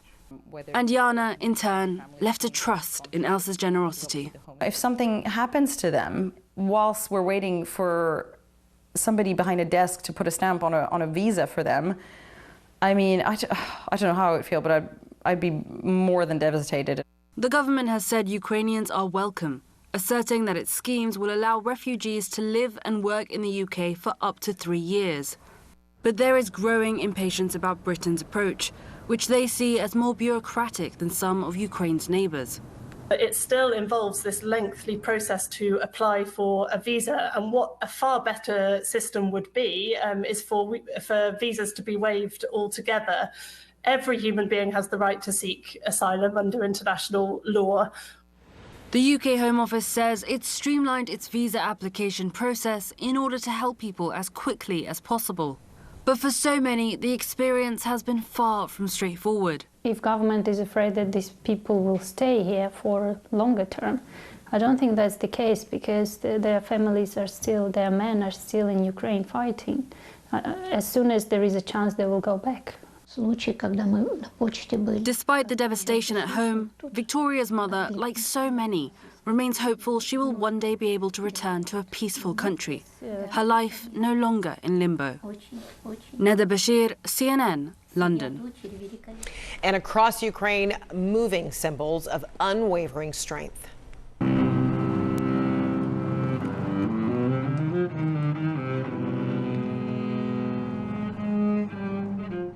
A cellist who has performed at some of the most well-known concert venues in Europe and Asia, now playing Bach on the war-torn streets of his hometown of Kharkiv. He says he hopes his performance will raise awareness of the widespread destruction there and raise money to help rebuild after the war. We'll be right back.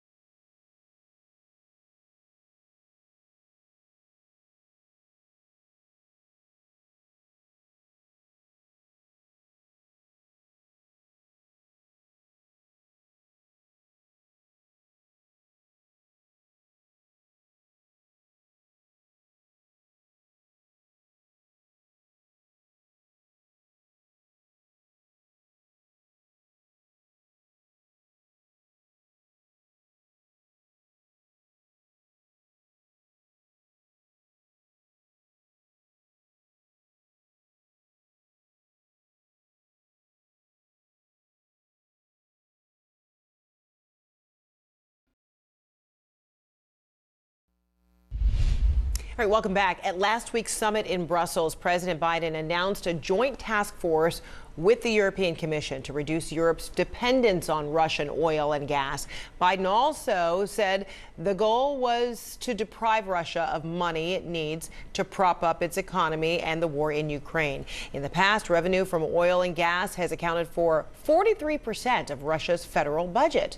Well, let's bring in now former Energy Secretary Ernest Moniz. He's the co-chair and CEO of the Nuclear Threat Initiative and the CEO and founder of the Energy Futures Initiative. So good to see you. So the U.S. says it's trying to send natural gas supplies to Europe, but how quickly can that help? Well, I think it can help relatively quickly. We've just increased our export capacity in the last months, for example. But of course, the real goal will be to provide stable and growing supply over this decade. In fact, the pledge to have a stable demand for 50 billion cubic meters per year by 2030 of U.S. gas would actually soak up quite a large fraction of the anticipated growth in U.S. exports in that period.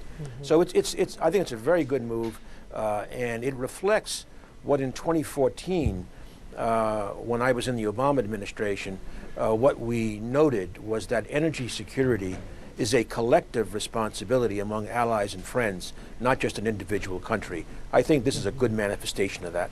And particularly after that 2014, you're talking about Russia's invasion of Crimea, and you helped craft the G7 Energy Security Initiative that called for greater European independence from Russian energy. So why is Europe then still in this position almost a decade later?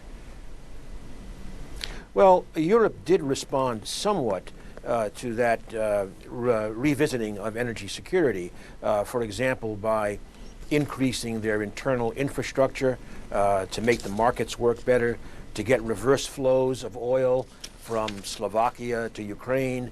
However, it was not uniform, and in particular, Germany going forward with the Nord Stream 2 pipeline certainly went in the opposite direction of increasing dependence on Russian gas if it were to operate. It looks now like it's being suspended, perhaps permanently. In a meeting of business leaders at the White House just last week, J.P. Morgan Chase CEO Jamie Dimon urged President Joe Biden to create a kind of Marshall Plan for U.S. energy independence.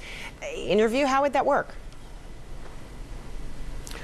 Well, I think what Mr. Dimon was referring to is that to see our oil and gas reserves produced requires also collaboration with the financial industry. Frankly, the financial industry has been telling them to focus much more on returns of cash to investors.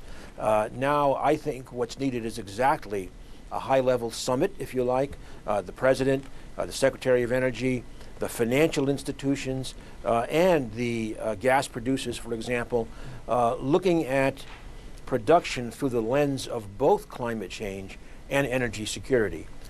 In fact, Frederica, you mentioned in 2014 we revisited energy security principles, and diversifying suppliers and supply routes was certainly very important, but also it was the transition to low carbon, because after all, things like renewables, sources like renewables, do not have energy security issues. So we need to have a unified discussion. Climate, energy security, geopolitics, infrastructure, all to accomplish our national goals. Also, I want to change the subject, but still, under the big umbrella, I want to ask you about, renewed Iran nuclear deal. Talks are still going on. The U.S. envoy has been, very cautious publicly, but do you see that there might be a deal or a new deal coming soon? Well, frankly, I was kind of expecting a deal to get over the top a couple of weeks ago until Russia raised issues about sanctions relief. Those have been perhaps cleared up, and so perhaps that Iran nuclear deal will be restored. But frankly, I think it's up in the air right now with these other considerations involving Russia and China. But I would add let me be very clear. In my view, there is no doubt that restoring the nuclear deal would be in our interests. We all recognize the need to address the regional instabilities. Just for example, recently, the oil price was affected when the Houthis in Yemen again struck Saudi oil infrastructure with a missile. So we have to address all of that. But the reality is that a restored deal would give us another 9 years in terms of very, very severely reduced enriched uranium stocks. And that's the time period, those 9 years, we need to use, frankly, more effectively than the last 5 years were used. All right. Former Energy Secretary Ernest Moniz, thank you so much. Appreciate you. Thank you. So as Ukrainian forces fend off the Russian advance, some ambitious efforts to help some families, especially children. Today, Kyiv's mayor announcing that schools in the capital will reopen tomorrow. Not as they knew it, of course. Classes will be online and adapted because of the Russian attacks on Ukraine.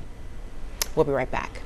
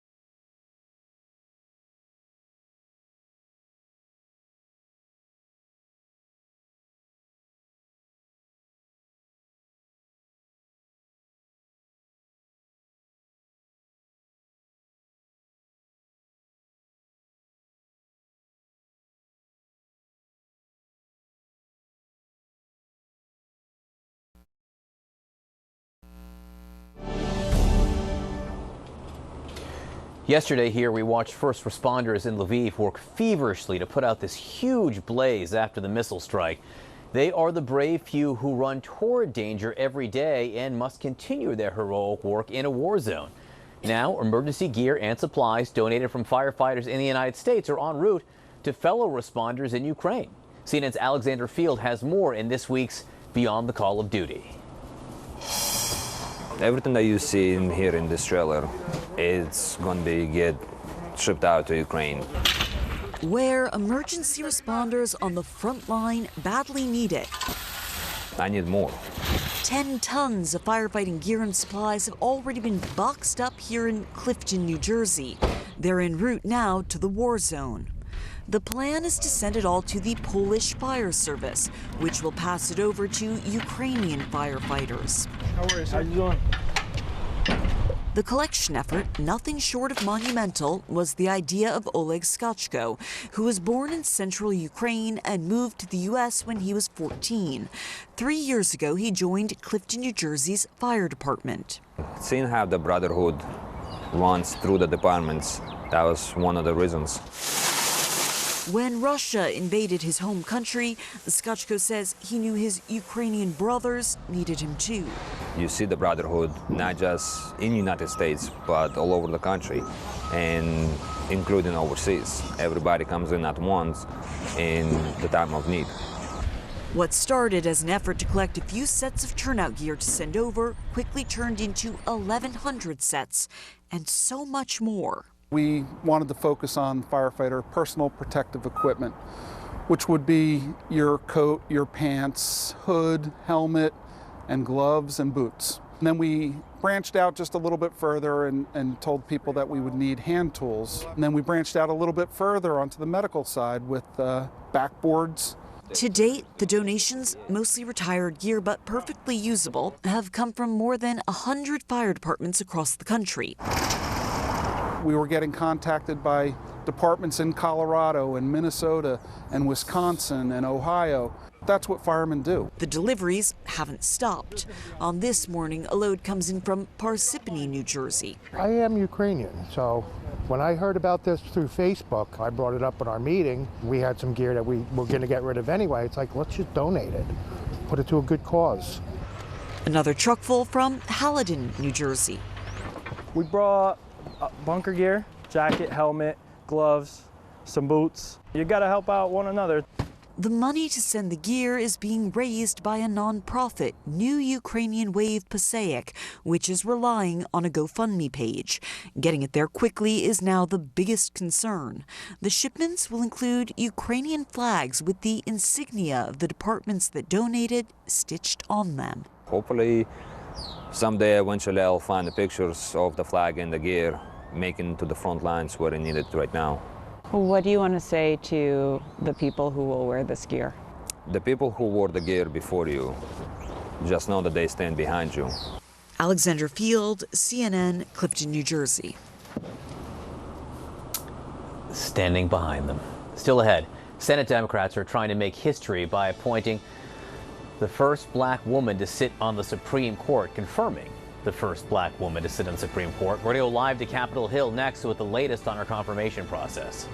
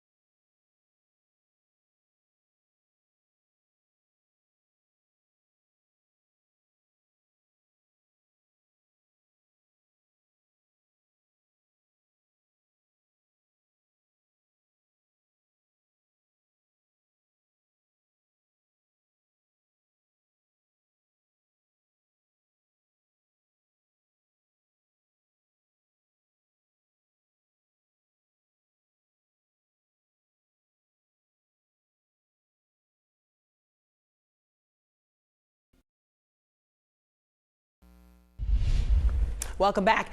After 4 days of hearings last week, U.S. Senate Majority Leader Chuck Schumer is expected to bring the nomination of Ketanji Brown Jackson to the Senate floor in, quote, short order. The Senate is expected to vote on Jackson's confirmation April 4th.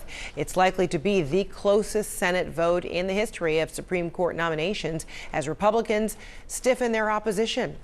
For the very latest now, let's bring in Daniela Diaz on Capitol Hill. So Daniela, good to see you. So what's happening behind the scenes ahead of voting on Judge Ketanji Brown Jackson's nomination?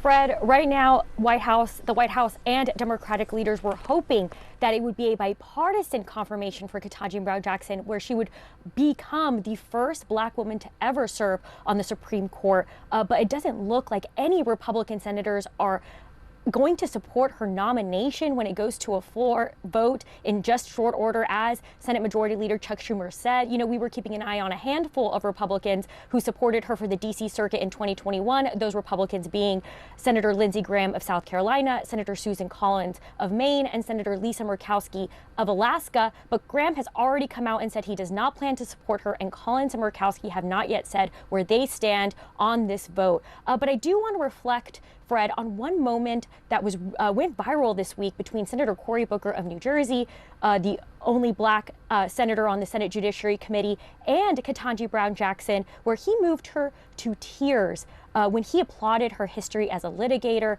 and he said that she deserved this nomination, she deserved to be confirmed. And he reflected on that moment with our CNN's Dana Bash on State of the Union earlier today, where he said he did not think that the Republican line of questioning was racist. He thought it was more having to do with the fact that she faced these allegations of being soft on crime because she's a woman, and that is why they attacked her when she faced the Senate Judiciary Committee for her confirmation hearings this past week. Take a listen to what he said. I think this is not about racism, it's about decency. I think that this is not about any kind of partisan effort. There is legitimate questioning that went on by Republicans there. But to me, it's just about the kind of way we're going to treat folk. And I think it's the kind of thing that a lot of folks, women of all races, have had to endure often when they get into a room that they're qualified to be in, but are yet questioned in ways that are disappointing. Fred, Ketanji Brown Jackson will be all but confirmed to the Supreme Court when the Senate votes later in a couple of weeks on her confirmation, on her nomination, because Senator Joe Manchin actually came out on Friday and said he supported her nomination. And Democrats don't need Republican senators to support her nomination. They could pass this along party lines, with Vice President Kamala Harris being the tie-breaking vote. So first, of course, the Senate Judiciary Committee has to meet and vote her out of committee. That will likely happen on April 4th. Then the Senate will vote. But as I said, that will likely happen. She will likely become the first Black woman to ever serve on the Supreme Court bench. Fred? Daniela Diaz, thank you so much on Capitol Hill. And we'll be right back.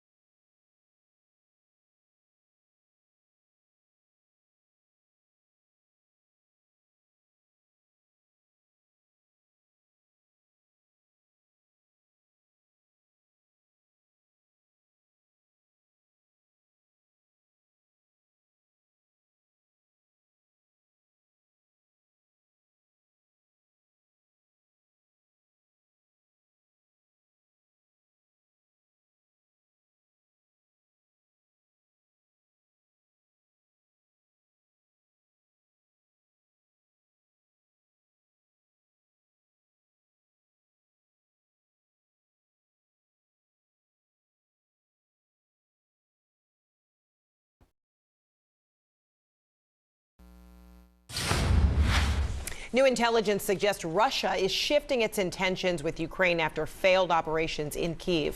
Ukraine's military intelligence chief says Vladimir Putin could be looking to carve the country into two, like North and South Korea. In the meantime, for years, the U.S. government has said its missile defense system would stop any threat from above. But experts now warn the defense systems may no longer be enough. Here's CNN's Will Ripley. 3, 2, 1, ignition. America's missile defense system, the best and perhaps only line of defense from a North Korean nuclear missile aimed at the U.S. Now a stunning warning from some of America's leading experts. If North Korea were to fire nuclear-armed ICBMs at the United States, we cannot be assured that our missile defense system would prevent the deaths of millions of Americans. Kim Jong-un's most powerful test in almost 5 years, an intercontinental ballistic missile. A warning to President Joe Biden and America as North Korea sharpens its nuclear sword. For years, U.S. leaders have reassured the public. Missile defense begins here.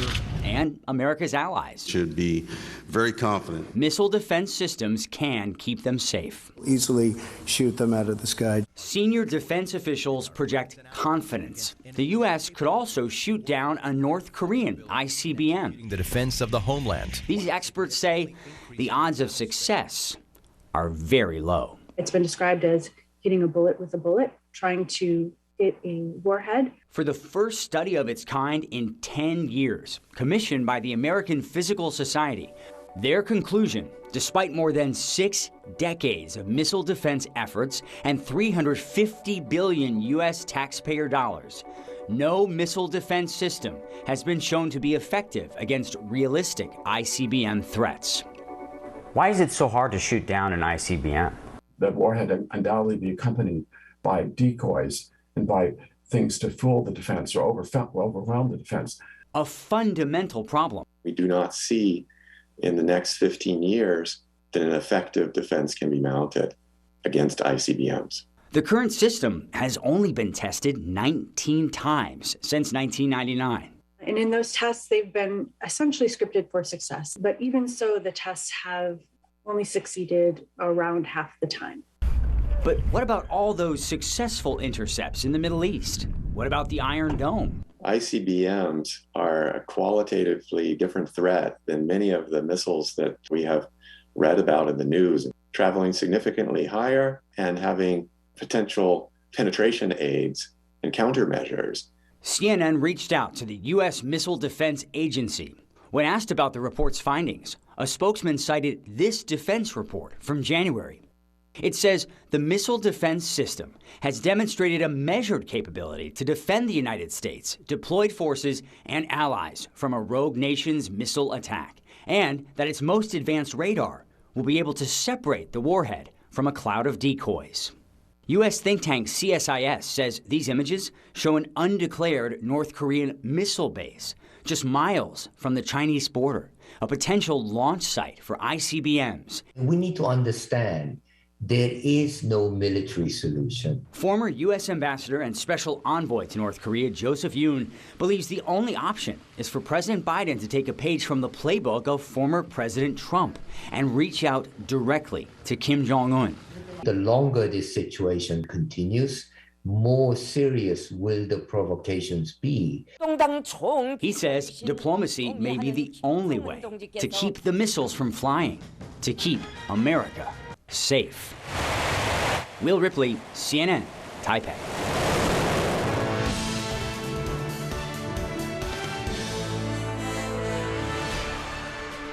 Hello again, everyone. Thank you so much for joining me. I'm Frederica Whitfield, and I'm also joined by my colleague John Berman in Lviv, Ukraine.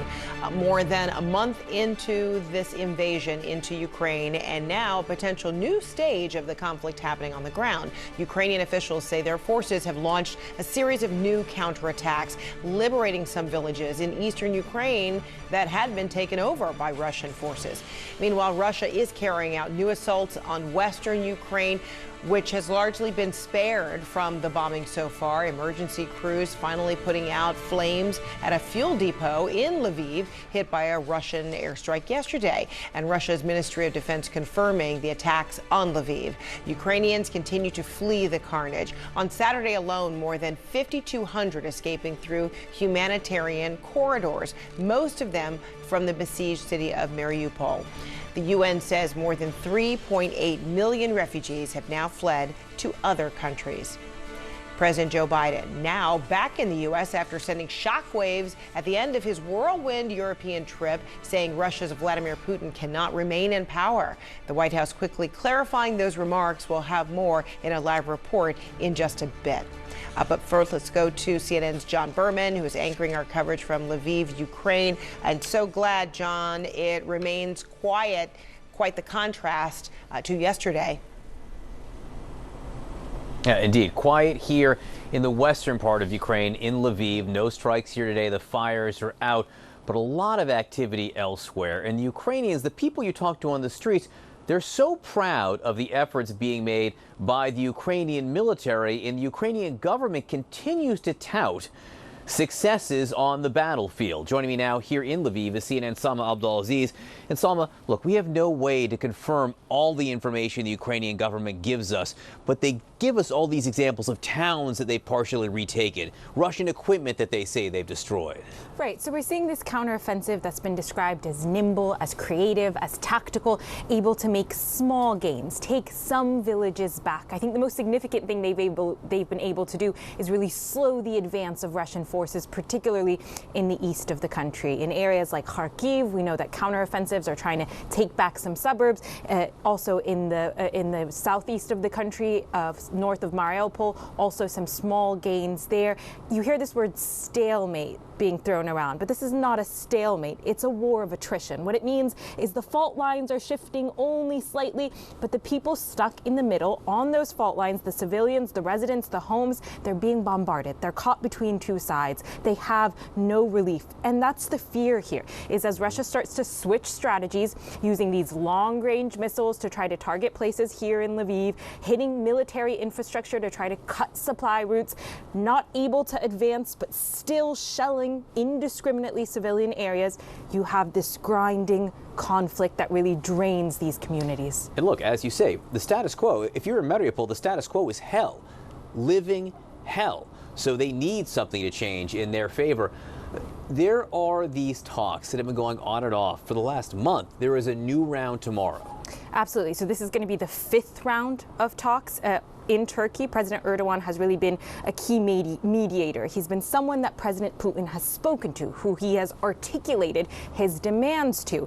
And based on those conversations, we are nowhere near this conflict ending. You can't imagine President Putin really agreeing to lay down arms right now when he's just announced yet another phase of this operation. So you're going to have to wonder, what can these talks really accomplish? And you also do have the second phase of the operation that's been announced here. So what does that look like on the ground for these civilians? What concessions is President Putin willing to give, if at all? And we already heard that in the Luhansk, one of these separatist regions, they're going to potentially hold a referendum. So the war grinds on, and all of this maneuvering to gain that territory Putin wants, it's still happening.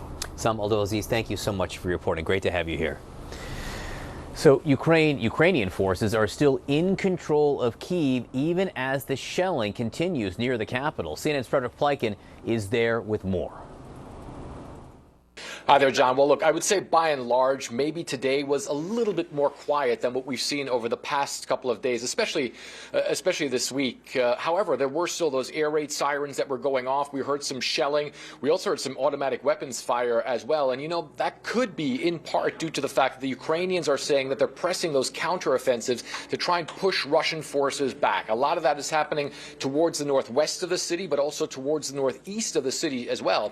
And what we saw today is is we managed to get up to a small town, a village, to the north of Kiev. And the people who live there, the few that are still remaining, they tell us that Russian forces really haven't been able to advance at all over the past couple of weeks. But what they're doing now is they're increasingly shelling that area. We saw a bunch of houses that were destroyed. And of course, in that situation, it's completely unsafe for the people who are still in that village. Nevertheless, Ukrainian forces seem to be confident that they're going to be able to hold the Russians at bay and possibly push them back even further, even though their leadership understands that the gains that they've made are still very fragile and they can, of course, be reversed because the Russian army remains one that is very powerful, very dangerous as well, John.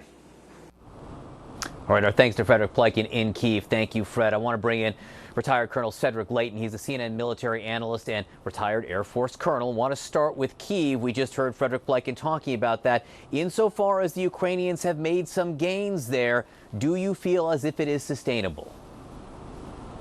I certainly think so, John, but it's not sustainable yet. There are a lot of things that the Ukrainians have to worry about. Of course, supply and resupply efforts being among those, but also they have to worry about a Russian counterattack. We've all heard the Russians say they're shifting their focus, but I'd be very careful about believing that. I think what the Ukrainians need to do is to make very sure that they are not caught by surprise, by any ambushes or any efforts to encircle pockets of Ukrainian forces as they move forward into the villages in and around the Kyiv metropolitan area. And that becomes, I think, the biggest concern. They certainly can move forward, but they have to be very, very careful doing so. You heard the Russians discuss the idea of this next phase of the campaign focusing on the east. And then over the weekend, a Ukrainian official says that he is concerned what the Russians might try to do is to create a situation like the Korean Peninsula, where the Russians could control a section of the country they fear or try to in perpetuity. What do you think of that, Colonel? Well, I think it's certainly a possibility. Obviously, there's precedent for that, not only with Korea, but also, with Germany for a while, and that, after World War II. So there are certain, certain precedents there that could happen, and particularly in the East, you would see them probably taking the Donetsk and Luhansk regions, in other words, the Donbas area, possibly trying to extend it, from a Russian perspective, extend control over all of that area.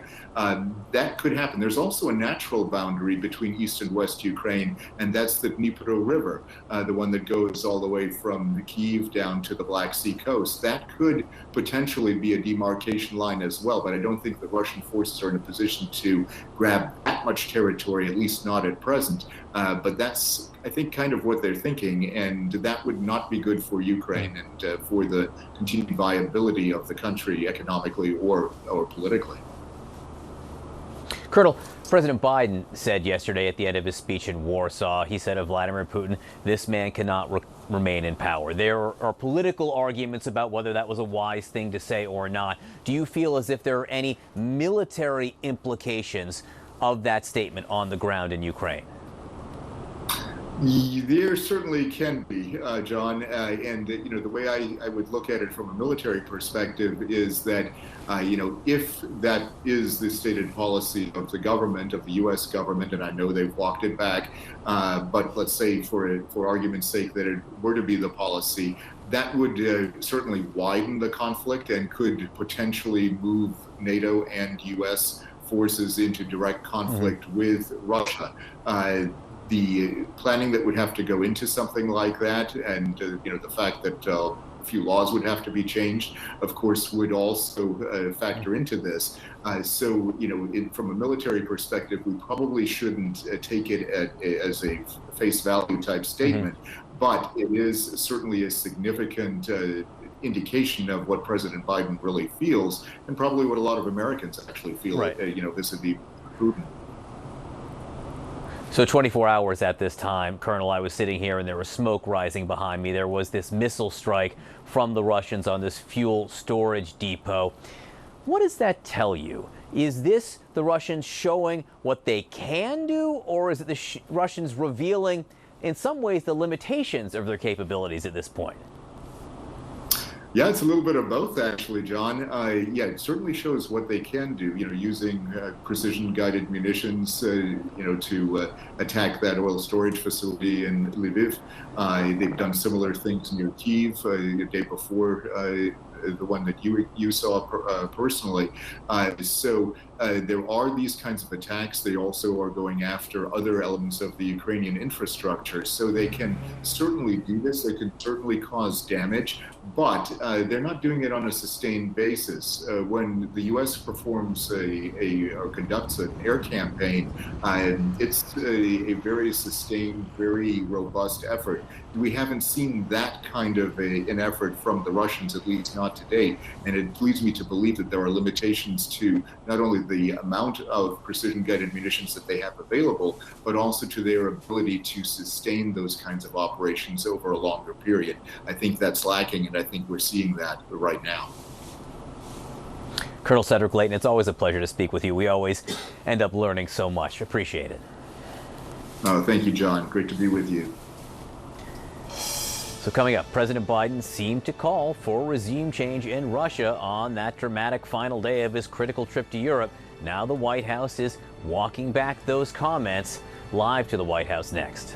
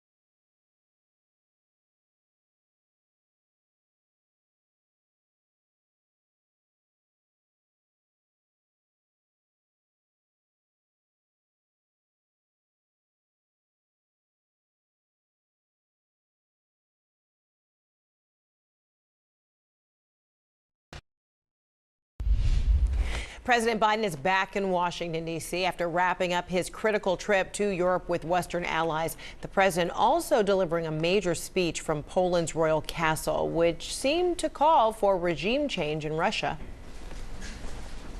For God's sake, this man cannot remain in power. Let's bring in CNN's Arlette Saenz at the White House. So, Arlette, the White House responding, defining those comments in a different way. Yeah, Fred, this was a very carefully crafted speech from President Biden as he was laying out the stakes of what is occurring in Ukraine at this moment. But it was just 9 words that President Biden uttered that really threw everything off script, surprising many of his aides when the president seemed to suggest that he wanted to see regime change in Russia. Now, even before President Biden departed Poland, the White House sought to clarify and walk back those comments, saying that that's not exactly what the president meant. That is something that was reiterated by the Secretary of State, Antony Blinken, a bit earlier today. The president, the White House, made the point last night that, quite simply, President Putin cannot be empowered to wage war or engage in aggression against Ukraine or anyone else. As you know, and as you've heard us say repeatedly, we do not have a strategy of regime change in Russia or anywhere else for that matter. In this case, as in any case, it's up to the people of the country in question. It's up to the Russian people. But still, those comments from President Biden reverberated around the world very quickly, drawing a quick response from the Russian government itself, with a spokesperson saying that regime, who is in power in Russia, is not a decision for President Biden to make, but one for the Russian people to make. And here in the U.S., President Biden has also seen some criticism from Republican lawmakers, including Senator James Risch, the ranking member on the Senate and Foreign Relations Committee. Take a listen to what he said earlier today. Anytime you say, or even as he did, suggest that the policy was regime change, it's going to cause a huge problem. This administration has done everything they can to stop escalating. There's not a whole lot more you can do to escalate than to call for regime change. Now, those comments from Biden also came as the president really stepped up his rhetoric against Russian President Vladimir Putin over the course of this trip, calling him a war criminal and also a butcher for what he has done in Ukraine. We will see what further explanations the White House has in the coming days, including from President Biden himself, by what exactly he meant by those comments. Fred. All right. Arlette Saenz at the White House. Thank you so much. So French President Emmanuel Macron, who has been acting as a go-between for the U.S., Europe, and Russia, reacted to President Biden's labeling of Vladimir Putin as a butcher, telling French television, quote, "I wouldn't use terms like that because I'm still in talks with President Putin." Then adding, quoting now, "Our goal is to stop the war in Russia launched in Ukraine while avoiding a war and escalation," end quote. So let's bring in Ambassador William Taylor. He's the former U.S. ambassador to Ukraine and is now a vice president for Russia and Europe at the United States Institute of Peace. So good to see you, Ambassador. So does President Macron have a good point? I don't think so, Frederica. I think President Biden said what he thought. He said what many people think. Secretary Blinken, of course, is right. This is not a change in policy. There is no U.S. policy that calls for regime change. President Biden didn't say that. President Biden said this man cannot stay in power. That's a commonly held view probably around the world, maybe even in Russia, Federica. But it is certainly the case that was a moral statement. It was not a policy statement. However, does it carry more weight because it is the sitting president of the United States, the commander-in-chief? Of course it does. Of course it does. And the sitting president of the United States, the commander-in-chief, has a responsibility to lead this nation. And he's doing that. And he's leading it in a moral way.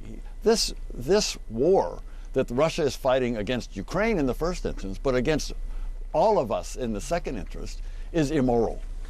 It is unjustified. It is unprovoked. On the issue So the president is making that moral point.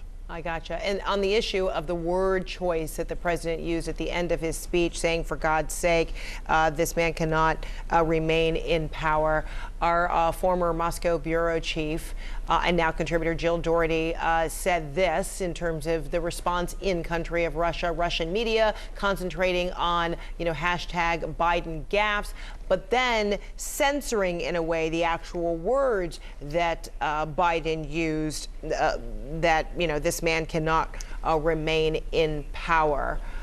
How does Putin leverage those comments coming from the United States president in country?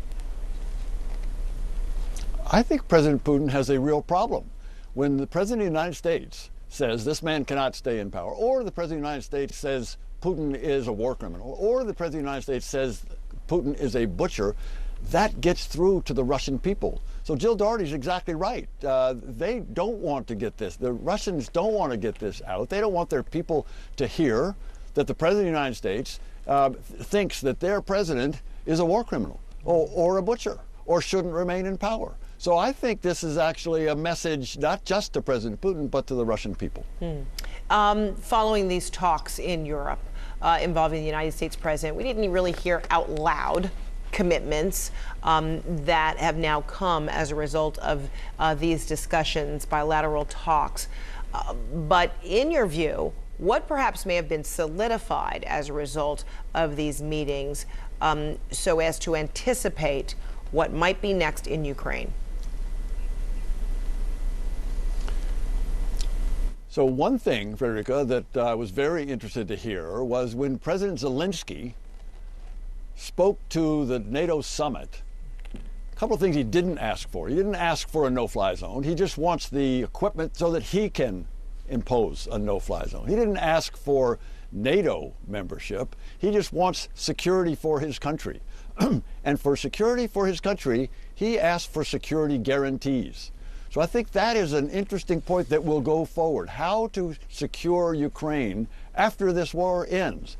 In my view, Ukraine will win this war. In fact, as President Biden, in a little noticed part of the speech just before his famous line about Putin he can't remain in power, just before that he said that Russia will not win in Ukraine, that Ukraine, by that means that Ukraine will win. And that's when we need to secure and provide security guarantees to the Ukrainians. So that might bring some relief to the Ukrainian people that there would be these security guarantees after the war. And of course, they want to win this war. But in order to win this war, we keep hearing from the president of Ukraine who says, yes, they need resources. They need it now. While they may not have reiterated it within the last 24 hours, a need for the no-fly zone or even air power. I mean, clearly they still need a lot in order to win, in order to get to this securing of security later, post-war. Frederica, you're exactly right. You're exactly right. And so the spigot of military equipment, of Stingers, of Javelins, of armored vehicles. We haven't seen many armored vehicles. They need armored vehicles. That spigot needs to go wide open, turn it totally open. And it needs to go, as you just said, it needs to go now. It is not good enough to come in 2 weeks or 3 weeks even. It needs to go now. That spigot needs to be flowing these equipment, as well as these missiles that can take out ships in the Black Sea or in the Sea of Azov. So there are military items of equipment, weapons, that the Ukrainians need right now, and they need them in great volume so that they can get to the other side. All right, glad you could be with us. Ambassador Bill Taylor, thank you so much. Thank you, Frederica. And for more information about how you can help humanitarian efforts in Ukraine, go to cnn.com/impact, and we'll be right back.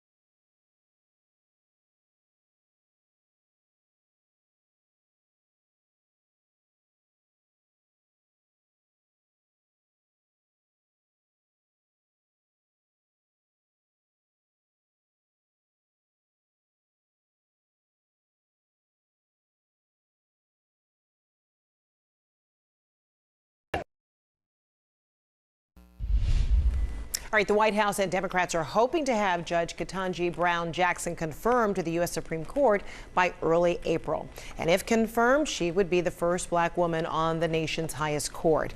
It's likely to be the closest Senate vote in history of the U.S. Supreme Court nominations. Judge Jackson underwent several days of long and sometimes contentious questioning from Republicans on Capitol Hill last week. And today on CNN, Senator Cory Booker weighed in on how she was treated during those hearings.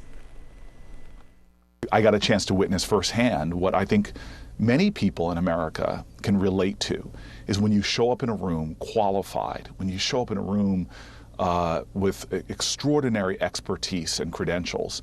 There are a lot of Americans who know that hurt, that you are still going to be treated in a way that does not respect you fully. I think this is not about racism, it's about decency. And I think it's the kind of thing that a lot of folks, women of all races, have had to endure often when they get into a room that they're qualified to be in, but are yet questioned in ways that are disappointing.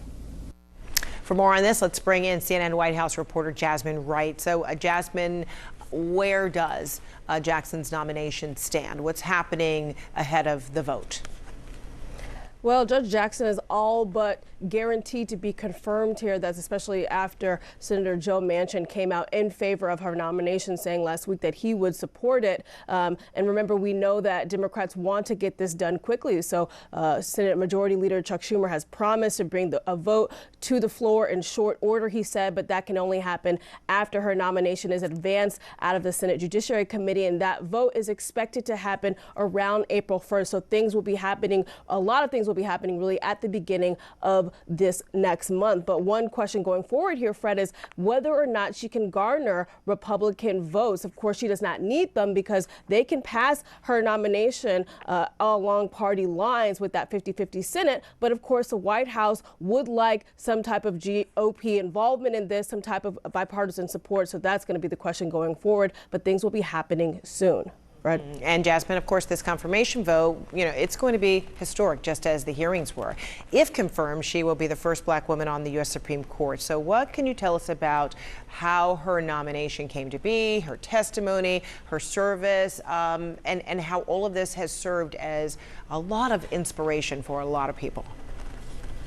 Yeah, inspiration is the perfect word there. I talked to so many black women over the course of the last month, really, coming up to this hearing, coming up to this vote, and they talked all about how just from her example, they have seen their possibilities expanding. One 16-year-old girl told me that, just seeing her stand up there with President Biden in February when he nominated her, she knew that moment that she wanted to be a judge, and just everything that she's seen thus far has really confirmed that. And we know it is kind of the most intense version here of you have to see it to be it. You have to see it really to believe it, especially as we know that black women make up such a small share of attorneys in this country, just 5%, according to the American Bar Association in 2021. So it is just a very intense version of seeing this woman, Judge Ketanji Jackson, in her bright colors you see on the screen right here, really setting an example for these black women, showing them that if she can do it, they can do it too. And that's something that I heard over and over again from women from 16 years old to women 39. I talked to one woman who did not see a black attorney growing up. Her first example of a black attorney was seeing Claire Huxtable on TV. But now, after that first day of testimony, she knows that she can be a judge. And so I think that Ketanji Brown Jackson, she spoke really eloquently about that type of inspiration in her hearing. Take a listen to this moment when she talked about her first year at Harvard and that experience. I'm from Miami, Florida. Boston is very cold. It was rough. It was different from anything I'd known. I was really questioning, do I belong here? Can I make it in this environment? And I was walking through the yard in the evening, and a black woman I did not know was passing me on the sidewalk, and she looked at me, and I guess she knew how I was feeling, and she leaned over as we crossed and said, persevere.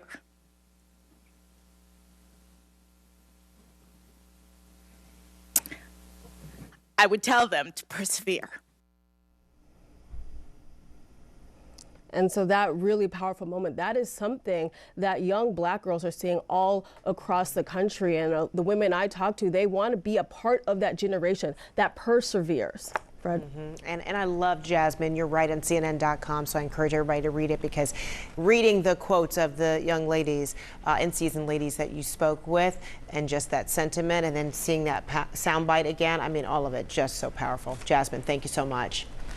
All right, still ahead each day, more Ukrainians are fleeing the carnage in their country, but millions remain. Next, you will hear from the CEO of a Ukrainian pharmaceutical company who is sheltering 150 of his employees and their families at their plant in Kyiv.